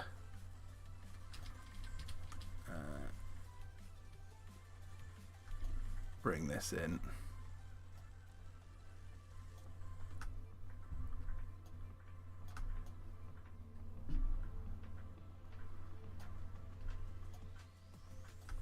My computer's not liking this. Anyway, go to video capture device. So that's, yeah, this is me in the metaverse. So I can check on what you guys are saying.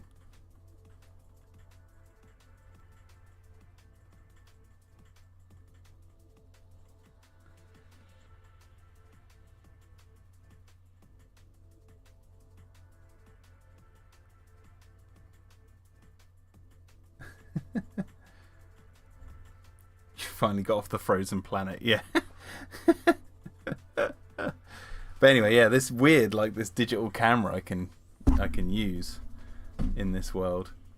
But I don't know if you guys can see on the camera. You probably can't see my menu that I'm bringing up. But it's probably going to be all, like, dark. But, like, when I turn my hand, there's, like, all this menu in my hand, which is really cool. But anyway, let me turn that camera off and switch back to reality. Yeah, you can't. I just saw that my hand turns. You can't really see it. So, so if I go properties, general webcam, I can see that I'm a little bit off with my.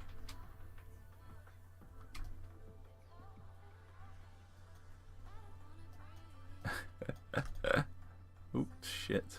What am I doing? I'm messing up my live stream here.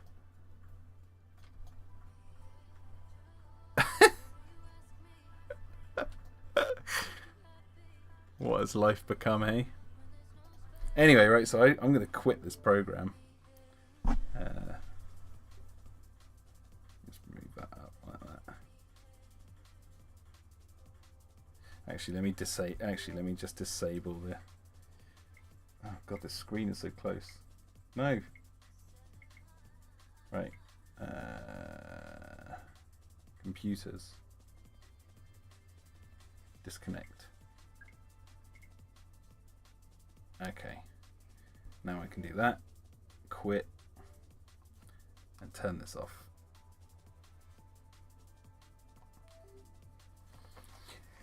Anyway, that's my new toy. I'm enjoying it. It's the future.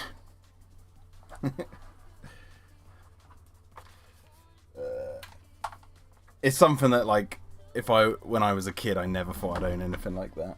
Did it just turn back on, or did it just show me the battery? Please just show me the battery. No, I turned you off. Why did you turn back on? Off. Power off.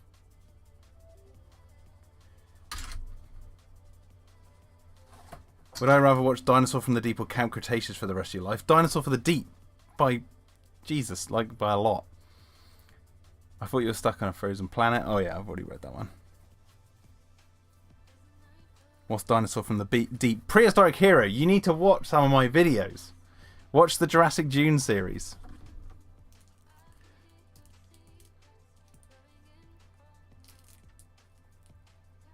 Anyway, I better get painting. Got some painting to do.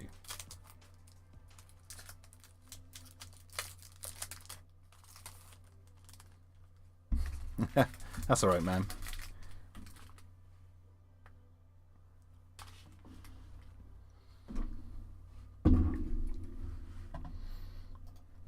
Anyway, we had our fun.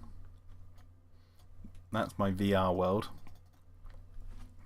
So you couldn't really see it there, but like the screen was black for you guys. But that, like what I was looking at was the desktop, my computer. And you can have like 5 or 6 screens all around you in whatever size you want. So I've been doing a lot of work sat on that edge of that spaceship. And obviously to me it looks 3D. It looks like real. Except for being like cartoony as you saw. But it feels tangible because it's like right in front of you.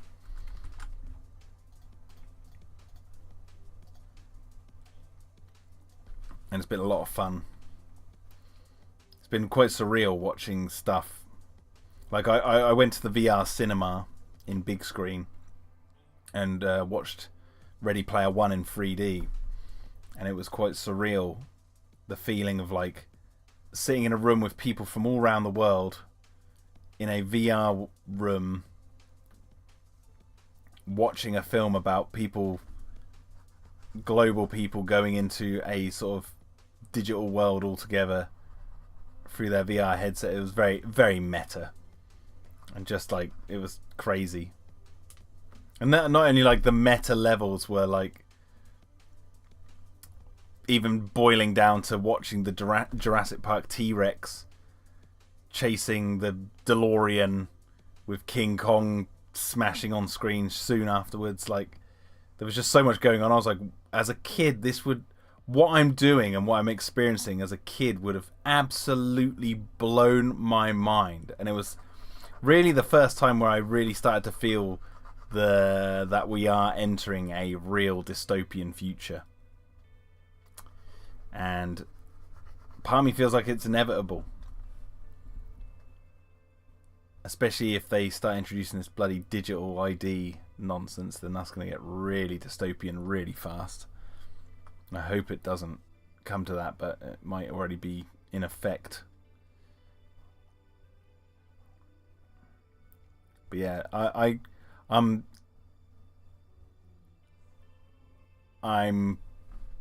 a fan of the VR world. I will say that. I have to say, I'm sold by it. I can see the potential.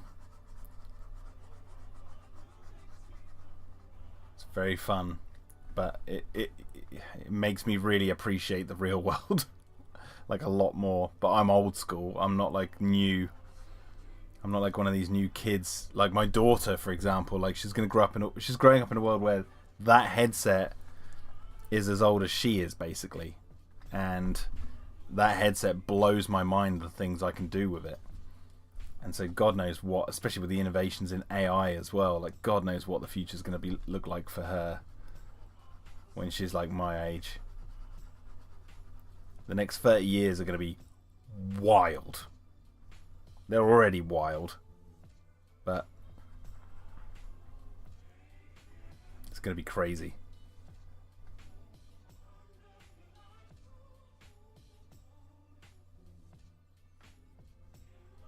I haven't seen Gods of Egypt, Jurassic Court.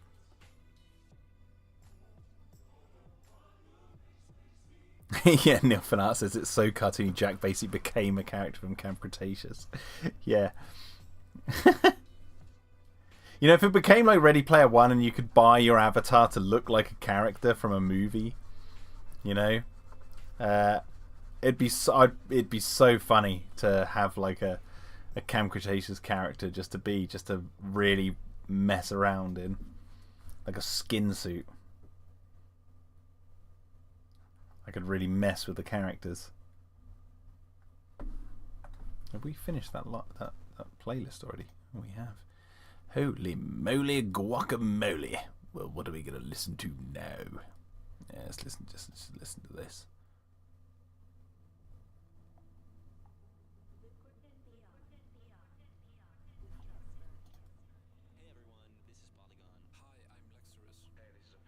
Great Man says, I logged onto Vimeo. I'm looking up your account to watch your movies right now. Oh dear.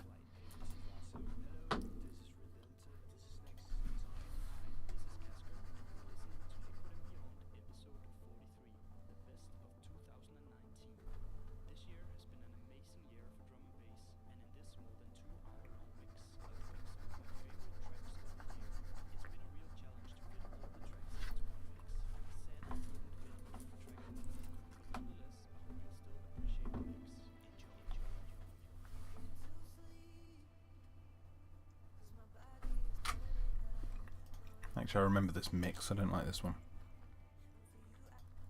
This one.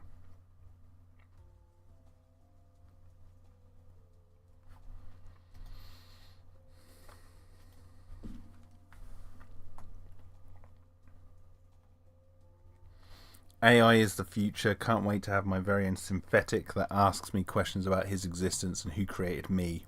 Says Legendary.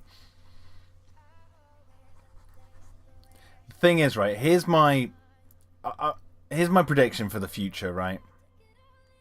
We're gonna see, I might be wrong about this, but we're gonna see a future where AI movies, I'm just talking more about the entertainment side of things here. AI movies are a thing, right? So you go in to your Netflix equivalent in the future. You write, I want a movie about a cat a spacefaring cat that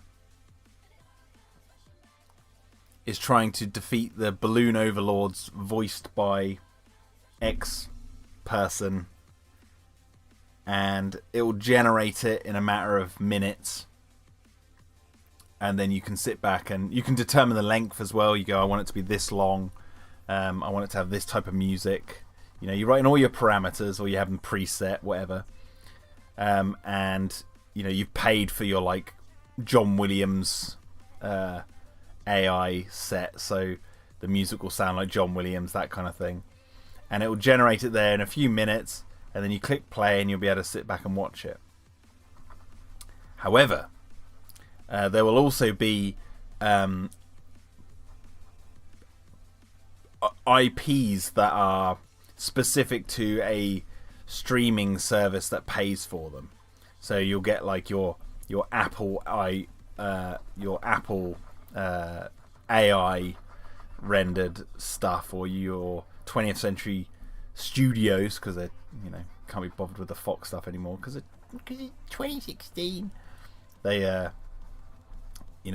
have their own set of like parameters. So you want an Avatar 6, you want to make Avatar Way of the Water, but with a different set of events that happen. You write in your parameters, and that's the only streaming service that will approve it, or they make deals with other ones, so you get those characters. Like I want Jake Sully versus, Jake Sully finds out X blah blah blah blah in his life, and he has to battle Y, right? And then the algorithm generates it.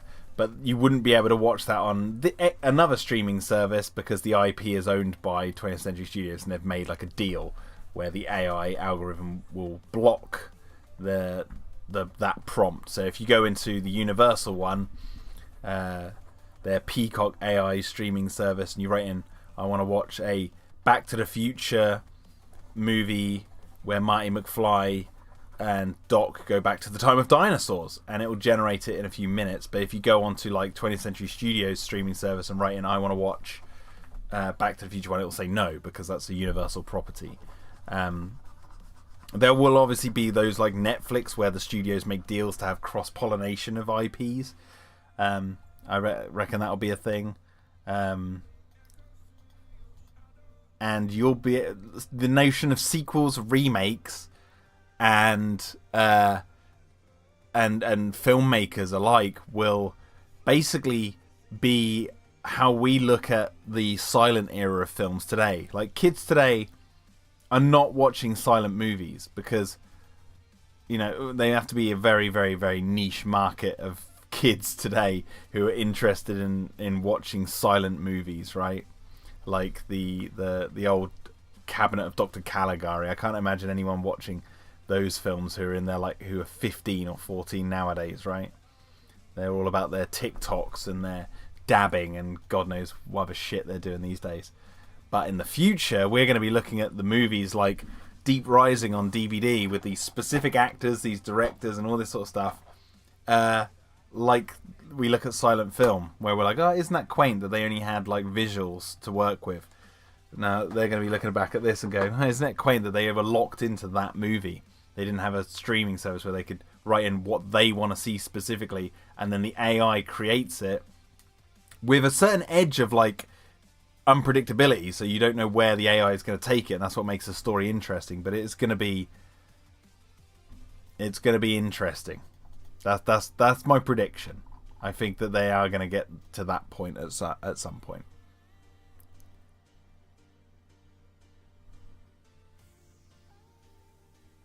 Great man, are you searching my actual name or are you searching Terradome?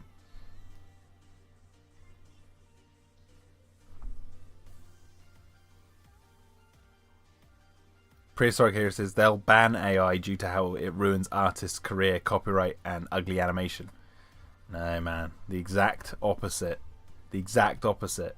The artwork will get better, and it will be, well, it costs nothing.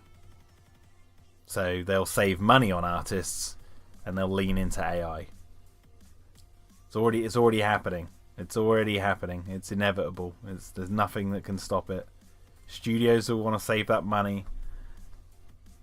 You know how Pixar made Toy Story and it revolutionized animated movies to be 3D, and they showed the way for how 3D movies could be made. All it takes is that one AI movie that captures the culture and makes a profit for this studio, and you'll watch every other studio fall in line. That's all it's going to take.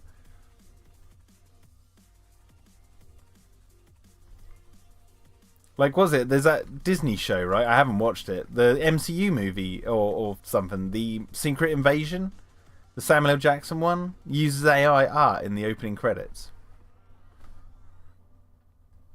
They're already using it. Disney's already doing it.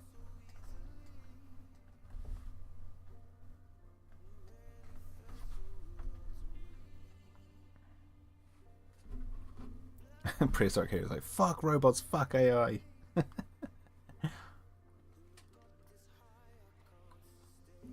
If you want your Jurassic Park prequel movie about the fall of Site B during Hurricane Clarissa, you got it. AI can build it in about, you wait, what, 30 minutes, you'll have it. Get your popcorn.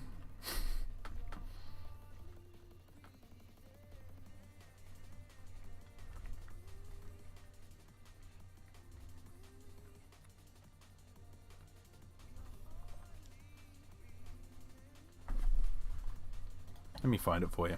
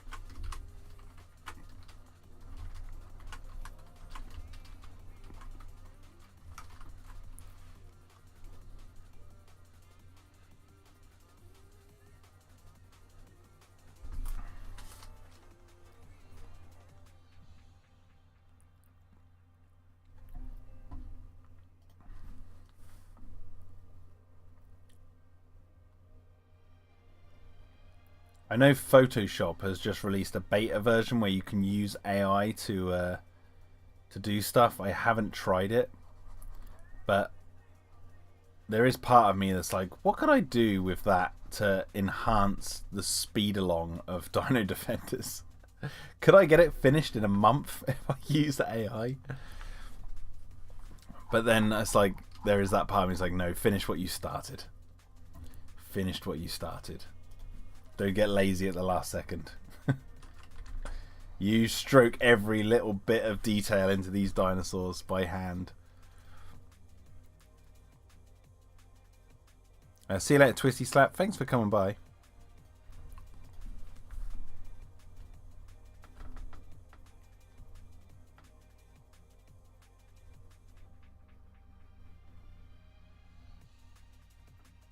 Legendary says, movie idea 505. Adam Sandler owns an island and he has to construct a theme park full of dinosaurs. There you go. Yeah, that's it. That's all the prompts it gets, and then it goes and makes it, and you'll have it in a few minutes. Get your popcorn. And it'll be in VR 3D.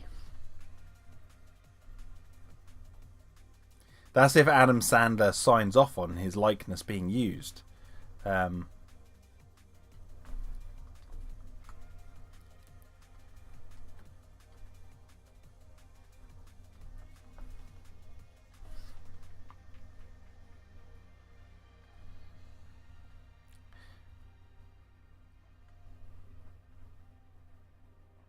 I don't think human creativity will go anywhere, Prehistoric Hero.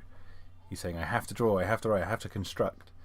I just think it's like, you know, maybe, and perhaps, right, that human drawn artwork will actually become more prestigious. Like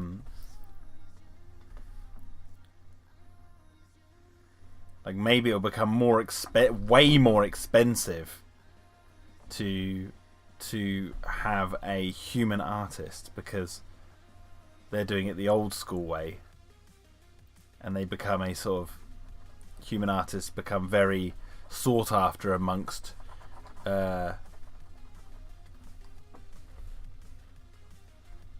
know, rich people who want some fine art.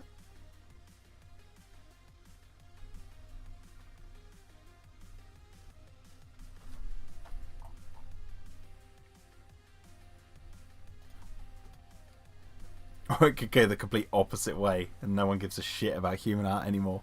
But we could all be creative anyway.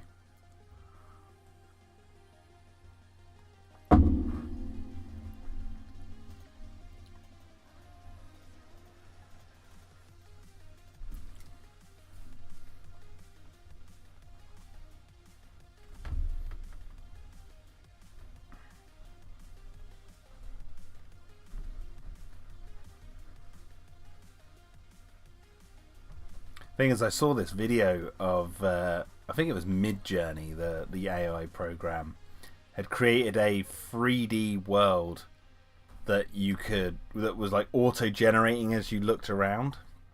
So, like, for example, you could put on a VR headset, and this movie we're talking about isn't necessarily confined to a flat screen in your living room. You could put a headset on, even smaller headset, like the new big screen headset is tiny. VR headset. You put that on, and you actually experience the movie with the characters from the arm of your chair, like that floating camera that I was using in the VR world. You're watching the movie play out as if you're stood right next to the characters, and it's auto generating all that sort of stuff right in front of you. It boggles the mind what can happen now. Like it's sort of like Pandora's box. AI is kind of opening it up at a faster rate than I could even imagine. It's just how do we carefully tread forward into the future that it doesn't get compromised by political ideologues. I mean, in some ways, some of the AI has already been tapped by that, because certain AI things, if you ask it certain questions, it won't answer them because of political sensitivities. Whereas if the AI was left untouched, it tends to be a bit insensitive, let's put it that way.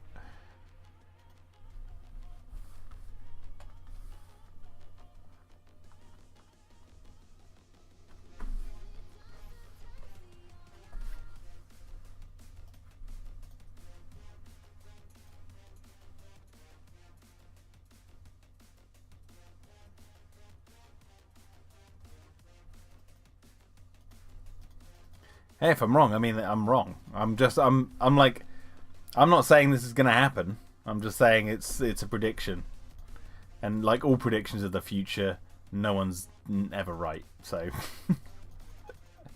it never goes exactly how someone predicts it.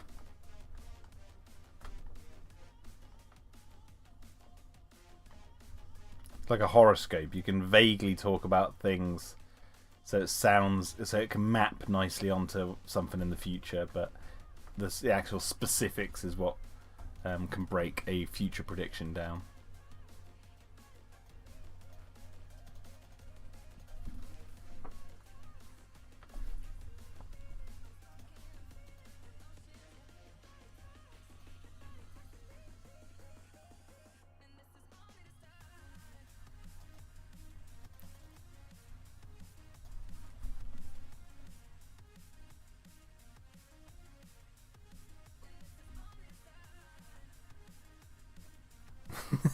Great message.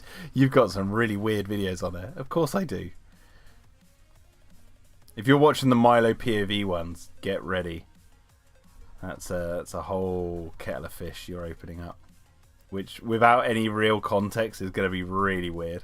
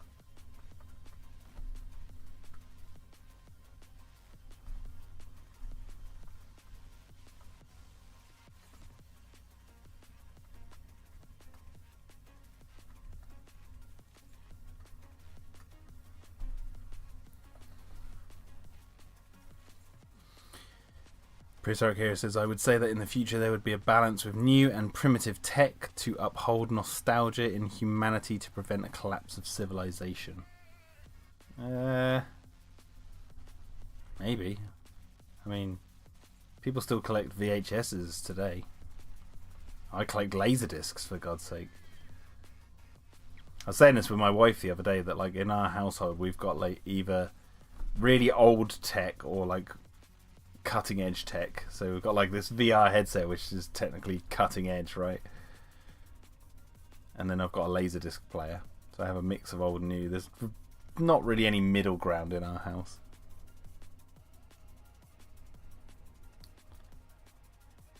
But whether nostalgia upholds civilization, that's an interesting concept. I mean, I'll have to think on that a little bit more. Upholds culture. Civilization itself, I don't know.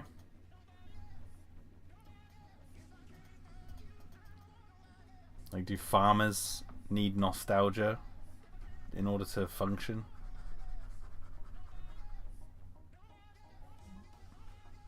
I'm not so sure about that. Because farmers are the ones who pretty much have the keys of civilization in their palm of their hand, right? If farmers just go on strike and stop working, then everyone is fucked.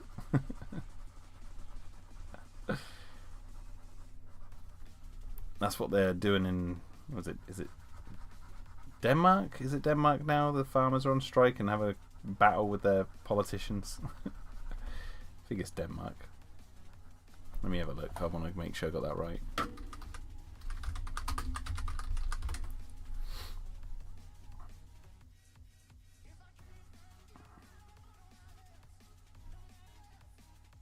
The Danish, sorry. The Danish farmers, not...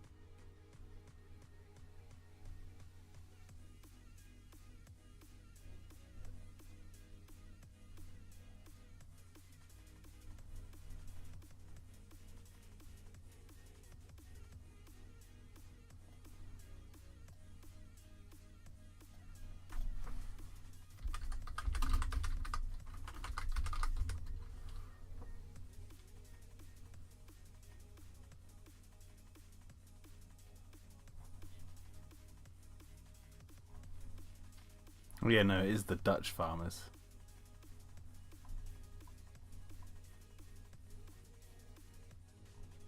Yeah, in Netherlands. The Dutch farmers are on strike now. Anyway, yeah, messing up the...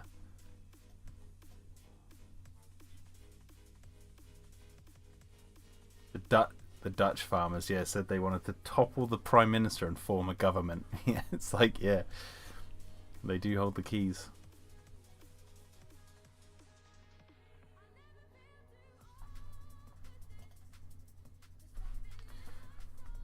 Anyway, right, I'm going to finish colouring in this frame and then I'm going to call it quits for the night.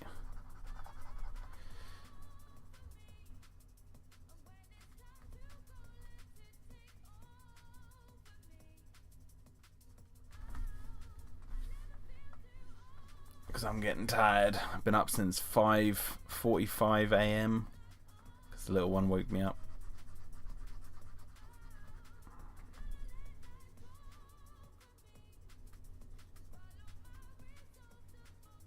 But I'm hoping that I can stream a lot more now.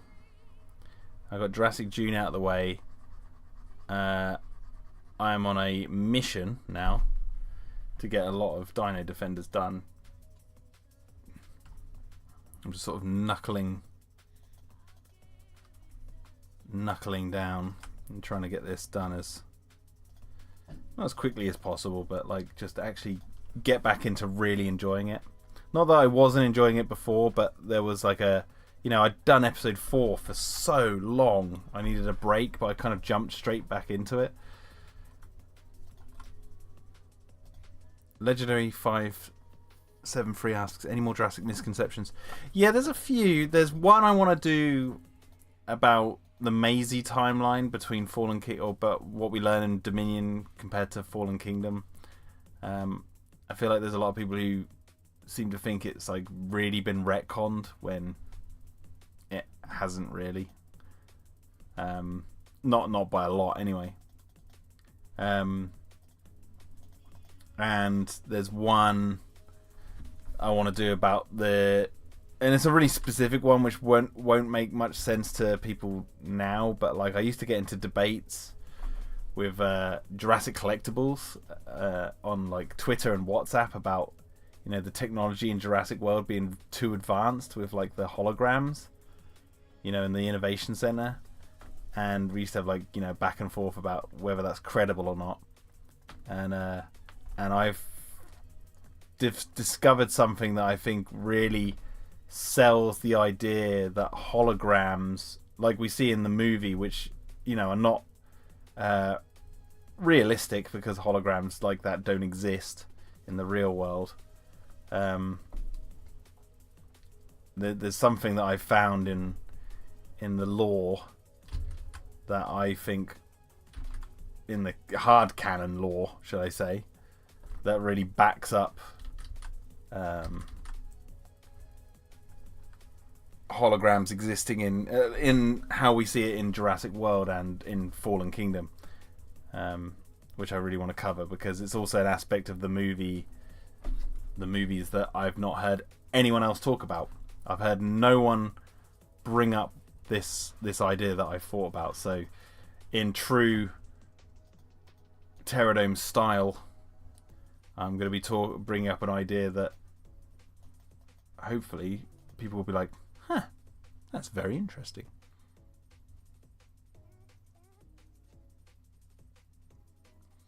Prisark here says, actually they do, and it's plausible to merge light into a 3D image. I've yet to see it. So I've seen it done with like smoke in the room, like they fill the room with a mist and then they project 3D images into a mist. But in Jurassic World, it's like you press a tablet and then this light thing comes in front of you, and it's in the middle of the day, so you don't need dimmed lights, and you can see it perfectly, and people walk through it and all that stuff. And it's in the middle of the room. They don't show any like light source as far as I can tell. I don't know where the source of the light. Maybe I'm missing something. Maybe they do. But when I come to do that video, which I don't know when I'm going to do it, I just need to knuckle down and do it really. I'll do some research and see. But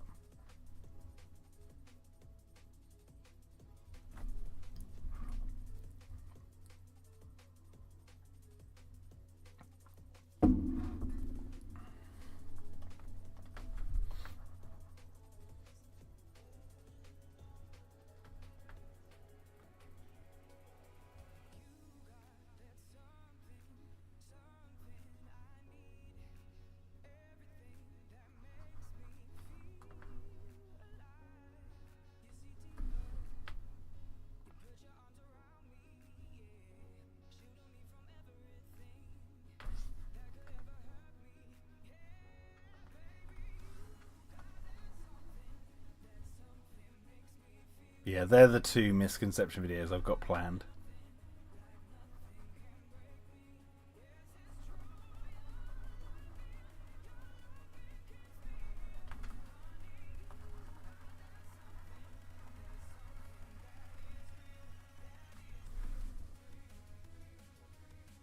Was I ranting? No, not so much.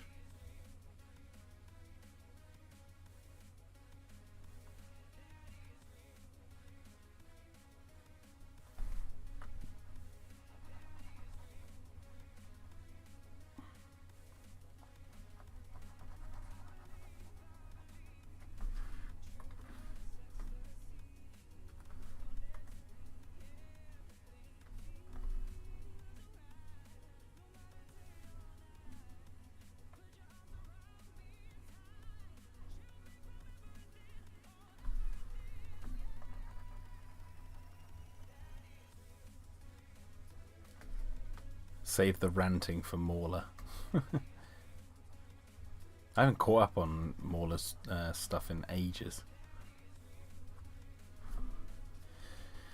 Did he do a video about Dominion?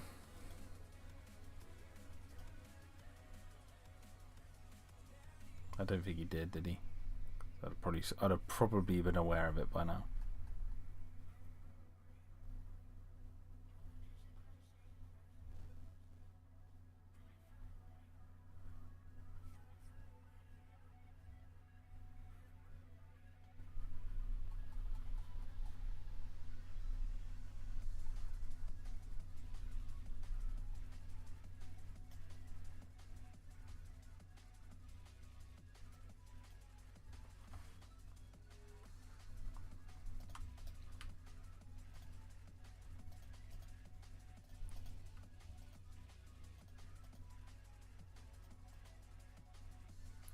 So I really need to put this little guy in a blur because he shifts quite a lot. I'm going to put him in a big blur. This is why I don't do much detail on the actual little guys, because like I said, they're going to be like blurry.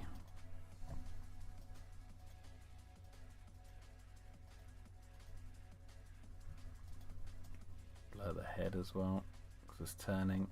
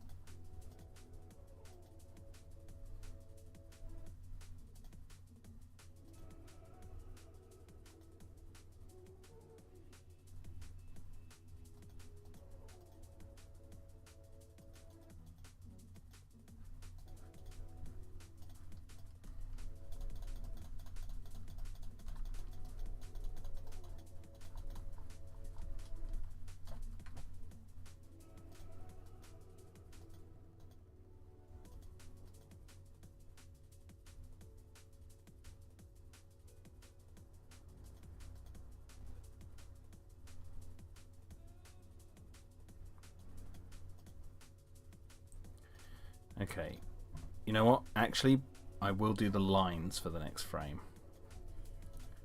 So then when I come back to this, I just have to go in and I remember where I'm at and what I'm doing. So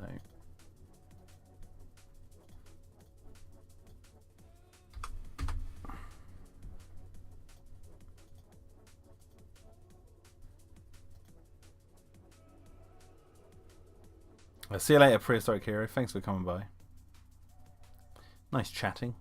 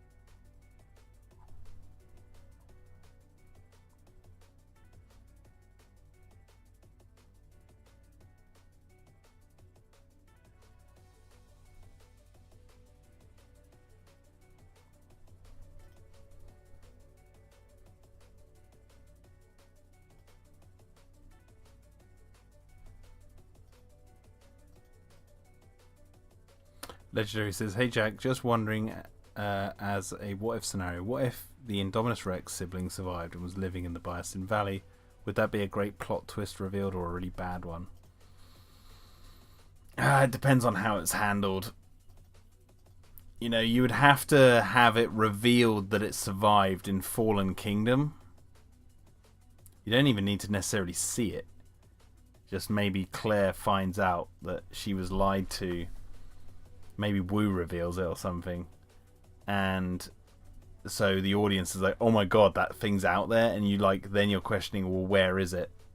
So then it might not be a bit of as much as of a shock moment to see it, you know, when it reveals itself in Dominion. But I think that would have been the best way to handle it, because had it just come out of nowhere and then you'd be like, well, what the hell is the Indominus in there? And then you'd need a character to be like, oh my god, the sibling was alive, it wasn't eaten, we were lied to. It's like, it's not as impactful as if like the build up to like the shock moment of like just finding out that it's alive but not seeing it, because then that builds another layer of anticipation for like seeing it, you know. Does that make sense?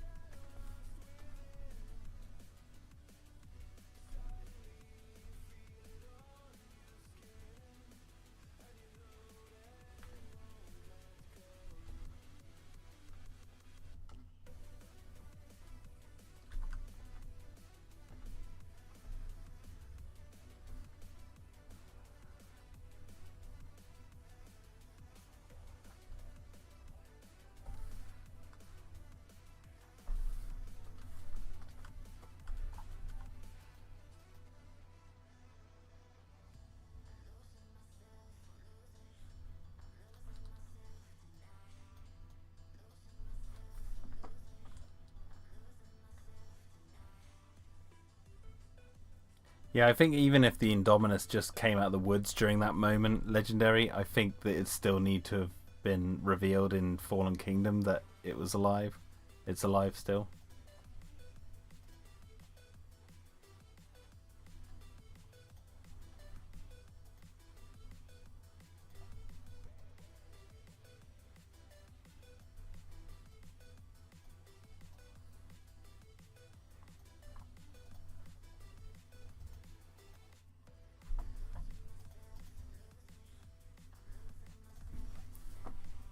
I think had it come out of nowhere, everyone would have been like, "Oh, it's a new Indominus Rex," unless the character went, "It's the sibling." But how would that cut? Like, who's gonna signal that to the audience? You know. Or would it be like how they treated the T-Rex from Jurassic Park in the newer movies, where they don't say it on screen, just off screen everyone's like, yeah, it's the T-Rex from the first one, but no one ever really says it, you know? Is it that kind of thing?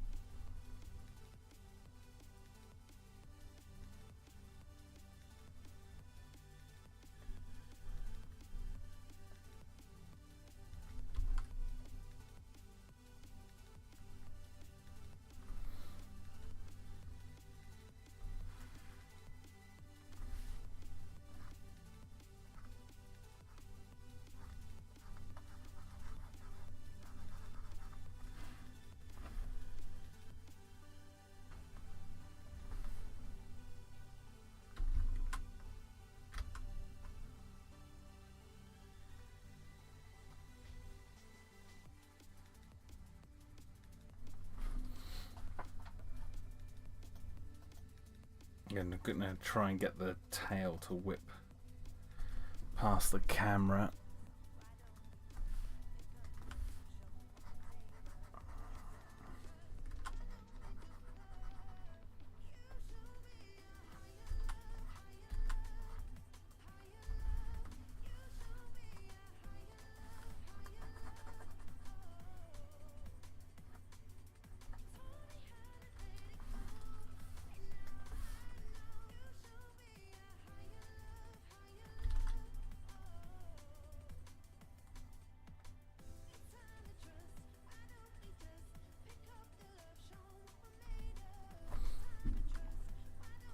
How many countries have visited? What, the UK? Many. Many countries have visited the UK. They can't get enough of us.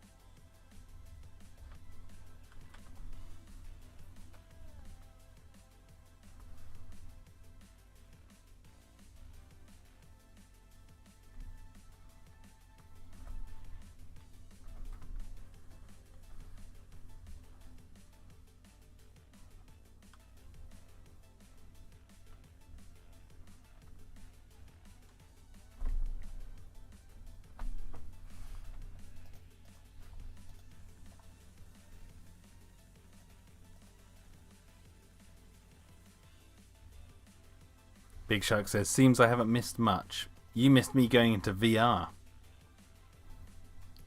I went into VR. I went into the VR world.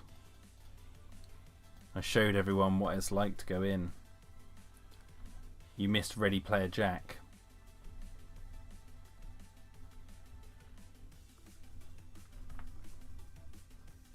He says, don't care. Don't care.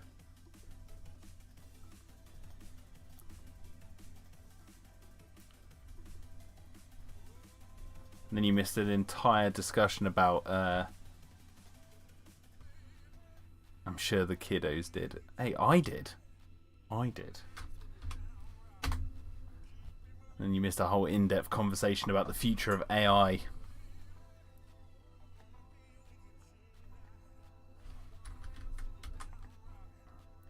AI entertainment.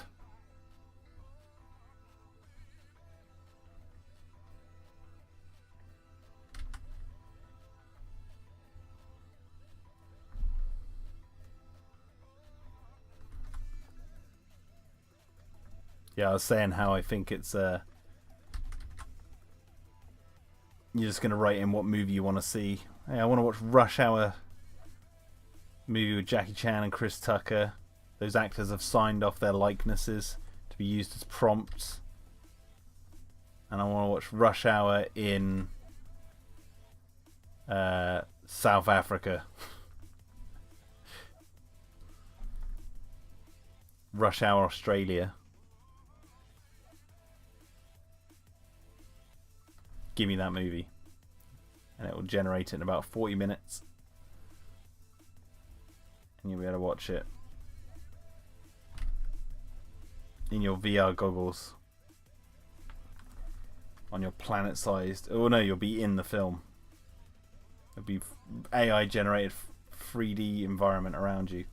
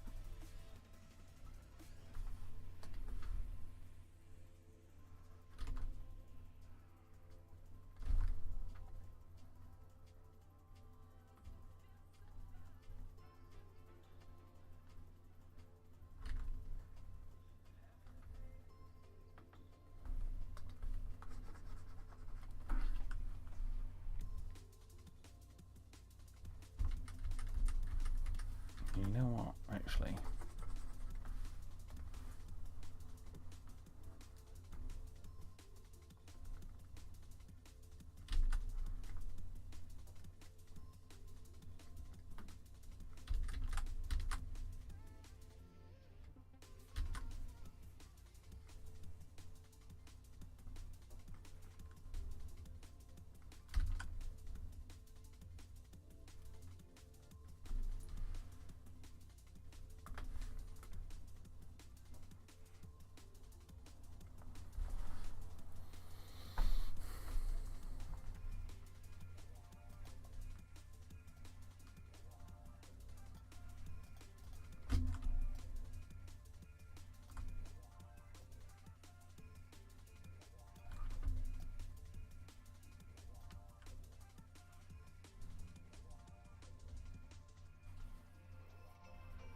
I think AI did create it, Big Shark. AI did generate the new Indiana Jones.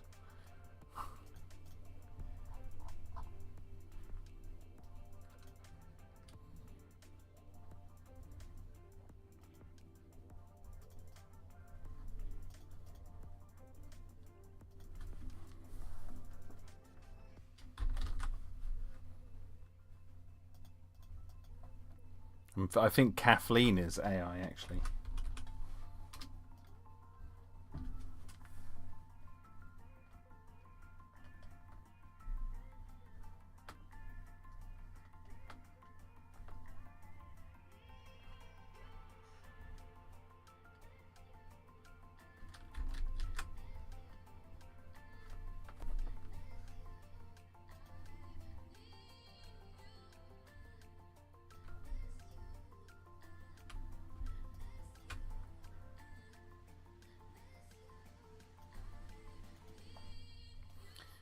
finish this guy up, clean up the lines, and then I think I'm going to end it there.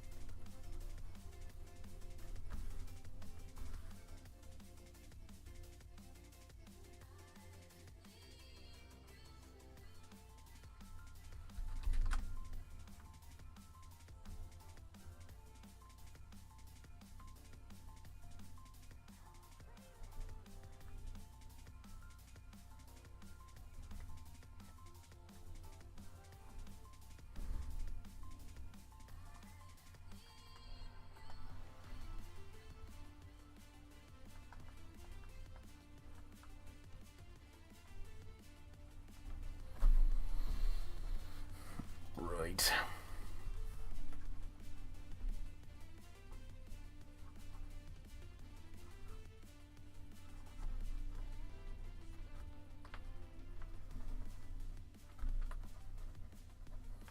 Actually, just before I finish up, let me go on Discord and see what part you walked out of Indiana Jones Big Shark. I'm curious. Mr. T-Rex says, hey Tara, really appreciate what you do for Dino Defenders. Watch it so many times, love the work. Thank you. That's what I like to hear.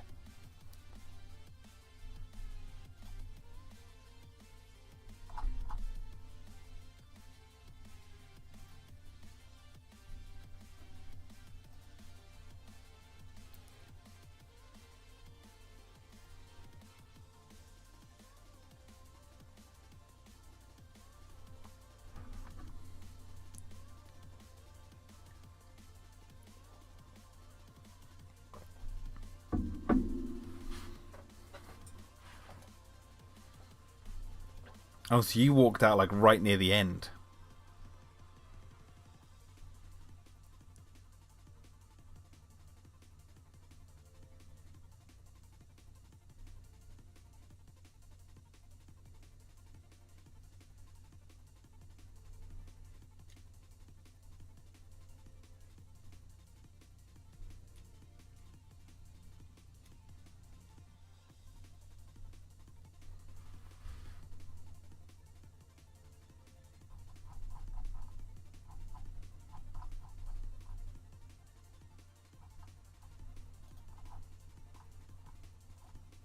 Why am I still got a notification?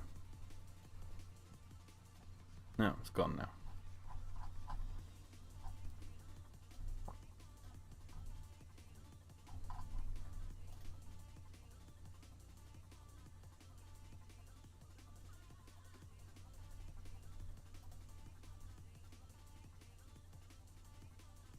Was Indy 5 that bad? It's boring, in my opinion. That's its worst crime, is that it's dull. And if it was like wacky and crazy and just batshit crazy bad, then I would have at least been entertained by it. But it's just boring, so that's the worst. That's the worst crime it could be. Some people might not find it boring. I found it to be really lacking, and for an Indiana Jones film, that's really bad, in my opinion. That's like a crime against humanity to make a boring Indiana Jones film.